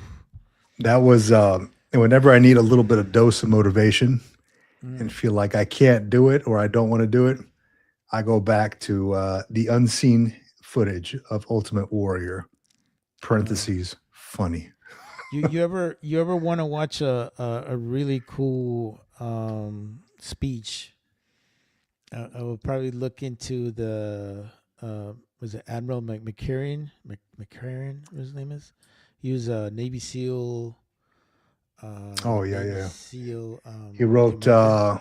Make Your Bed. Yeah, make your bed. So Yep. look, if you look at his speech, man, his speech is about 15 minutes, man, but Hmm. it I love it. I love it because he talks about the little simple stuff that we all did. You know, like why did we make a bed every Yep. morning and make it, so nice and neat, you know? Yep. Like It's the first thing yeah, you do out of bed, man. You start your first day thing. off right. Yeah, that's Admiral McCraven. Yeah, Martin McCraven. Yeah, he's a Yep. great guy, man. I really like him a lot. I just think he's very inspirational. The stuff that he says. Yeah, but He's got a couple books out. Yeah, like Eat the Bullfrog, Make Your Bed. He's got another one that just came out not too long ago. Gosh, I can't remember the name of it. But yeah, he's a good dude. And I recently connected with Stanley McChrystal, General McChrystal. yeah, Yeah, He I was. dude, that guy's a mastermind, bro. Like that Yeah. dude is. I got his book here, Team of Teams. I connected with him on LinkedIn. I just like shared a couple little messages with him, Mhm. and I'm like, but that dude's busy, man. He's doing his thing. He's like, Oh yeah. he, Well, he ain't got I time would to go too. on no podcasts. Yeah, I can imagine. I watched this 17-minute video from this guy named Simon Sinek, is SINK. Simon Sinek, yeah. Sinek, yeah. Leaders And eat he less. says, Yep. yeah, I love that. I mean, he basically saw a small portion of what we do, bro. And he's like Yeah. all emotional. I'm like, what are you emotional about, bro? Like, Mhm. I mean, it's like So he's a great thinker, man. So he's a great thinker. great story on him. He came and talked to us. I was in an Army course in Virginia, and he came and talked to us over at the Army course. And great dude, man. Like got to ask him questions and all that. Very down to earth, but a very deep thinker with interesting perspectives. And I love connecting with folks like that, man. You Very, know what very I good. really loved about that dude is the way he explains things the way we can't explain them. Yeah. I don't know if you look at this video, the way he's able to kind of like put our thought process and our feelings and all the stuff that's in us, he's able to capture that. The other guy that was able to capture that is that filmmaker that went to Restrepo. What's his name? What is that dude's name? Filmmaker. Yeah, it is. What is this dude's name? Let me see if I can look it up real quick.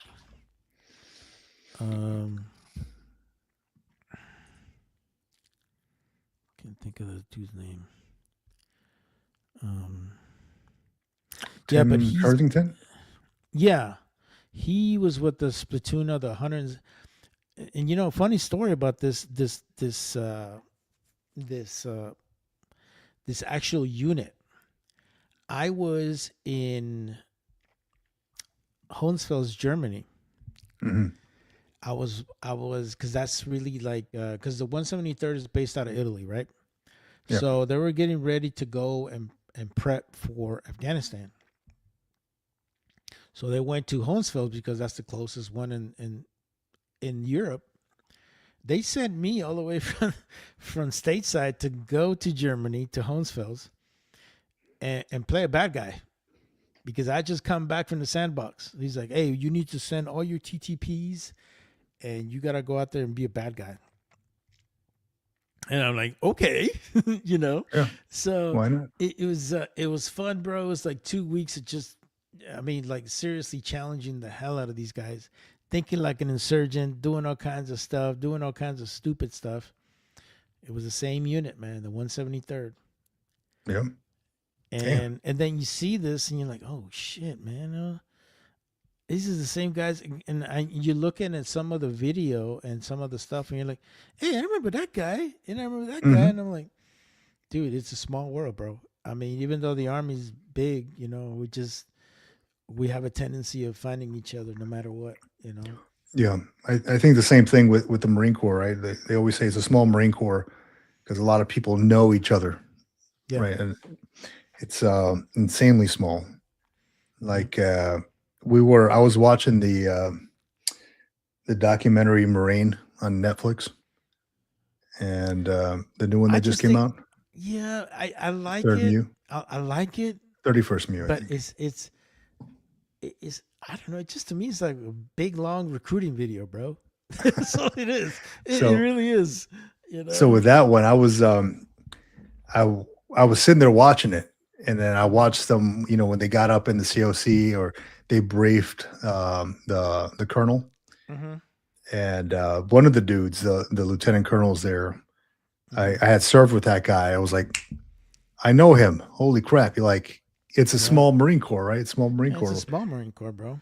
Yeah, very, Yeah, and very they tiny. don't understand how much that you need to certify before you go down range. And the Army does Yeah, the same thing there's a too. lot. We have to certify. You have to get evaluated. You know, you have to make Yeah, sure absolutely. that yeah, and I know how that feels. It's nerve wracking because they throw so much crap at you, and you gotta be ready for it. You know. And I mean, Yeah, the MEU is no different than a brigade combat team, bro. It's the same concept. We go through the same situation as you guys go through. I remember when they were doing the Pacific Rim. It was the exercises. It was like the battle games or whatever. When I was in Hawaii, they bring on different countries to practice and all that stuff, tactics and all that on ships and you know, kind of like what the MEU was doing, right? And that is an entire evolution. Or yeah, Rim Pack, not Pacific Rim. What am I thinking about? The freaking movie, Rim Pack. Thank you, Sergeant Stackman. But I was out there in Hawaii, man, and this thing was an entire evolution, dude. It was like Chile was out there, and then like randomly we had like the Tongan Marines come out and did whatever the hell. Which also, you know, it's playing rugby with the Tongan Marines is fun, Yeah, but it can don't hurt. do that. Yeah, you It can hurt. Yeah, I mean, I'm Those are not a big small boys, guy man. by any means, but yeah, those are big boys. Big boys. But yeah, it was cool to see that. I still have like videos of like the Ospreys coming down on the LZs and stuff like that. You know, just kind of doing all that. I was kind of behind the scenes, so I didn't really get to see all that up front.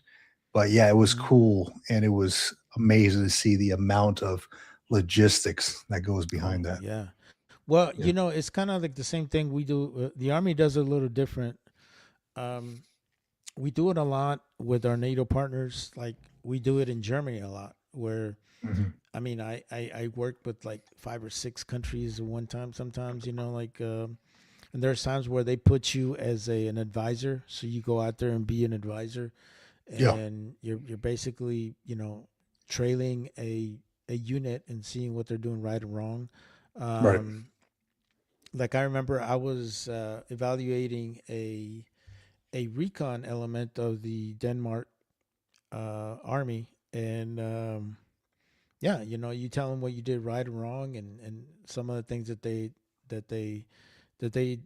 do, and some things that they don't do right, you know. But what really struck me as odd is not as odd, but you know, it's just different. Is, you know, some of the ways that they communicate a little different than we do, and to them, they find some of the things that we do very odd. You know, like in the military, I know that Marine Corps and Army are very similar in a lot of the stuff that, you know, we do. We do an operations order, and we tell the mission to the lowest private. Mhm. And Right. and so that way anybody can continue the mission regardless of Yeah. who's not there or not. And to a lot of our NATO partners, they found that to be odd. They're like, why would I want to put a private in charge of a platoon or whatever? They can, well, my thing is you got to teach that young private how to do your job, because what happens if you're gone? And it was crazy once they started getting that concept, and they started noticing that, hey, a lot of our young privates have a lot of a lot of talent to be able to lead and stuff like that. So it opened up their eyes to a lot of cool stuff. It opened up their eyes to think as a bigger element, but at the same time bringing communication down to the lowest level, which is something a lot of them didn't do. And it kind of opened up our eyes as to how some other people do their TTPs over us, and it was great, and I loved it. It was like, oh, this is so cool, especially when we had the Romanians. We had this Romanian unit that's specialized in mountain warfare, bro. I mean, these dudes are like, they would climb up hills like no tomorrow, man. I'm like, what?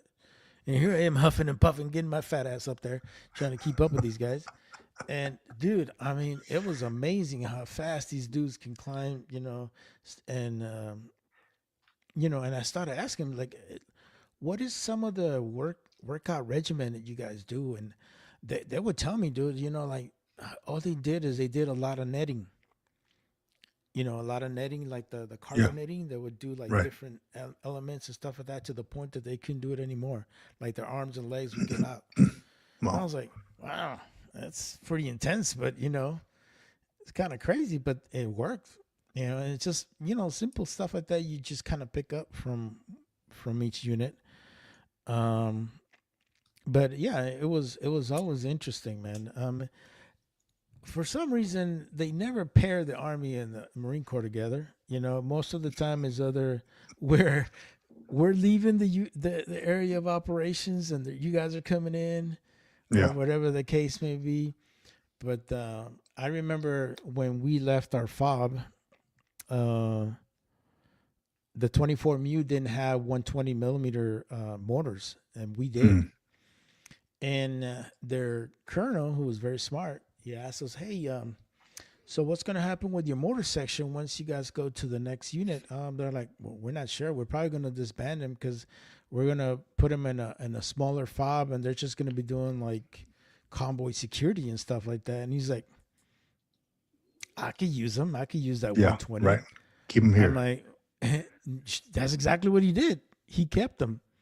He worked something out. He talked to the one of the Army commanders, like the generals or whatever the case may be, worked it out through the Marine Corps. Yeah, they kept them, and they stayed there the whole time. And stuff. I'm sure they were happy. They loved it. You know why? Why? Because they can actually do counter fires. Like okay.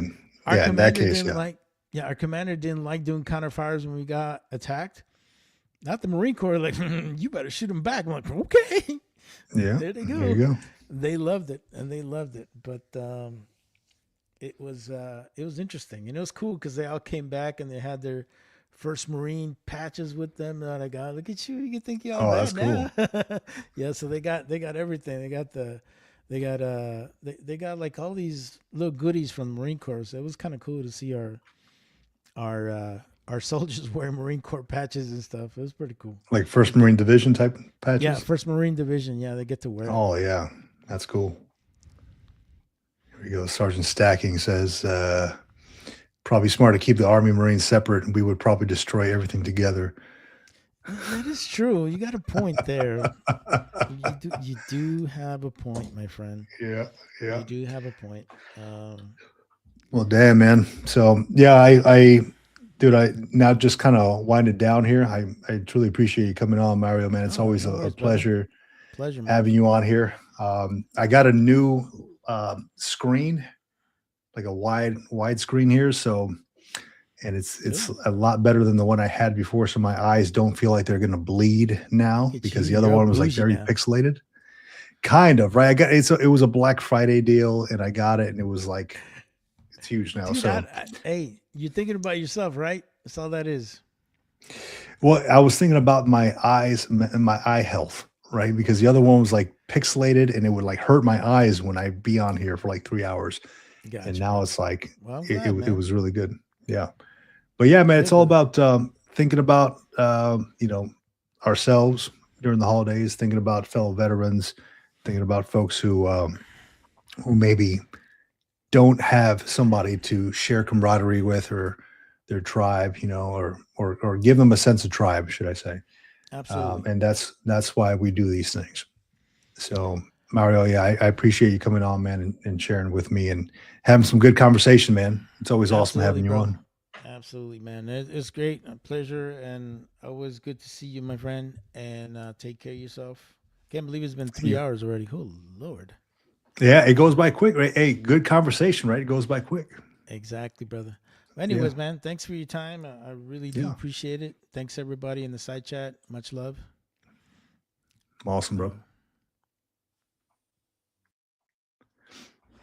Yeah, so that was Mario. Always awesome having him on.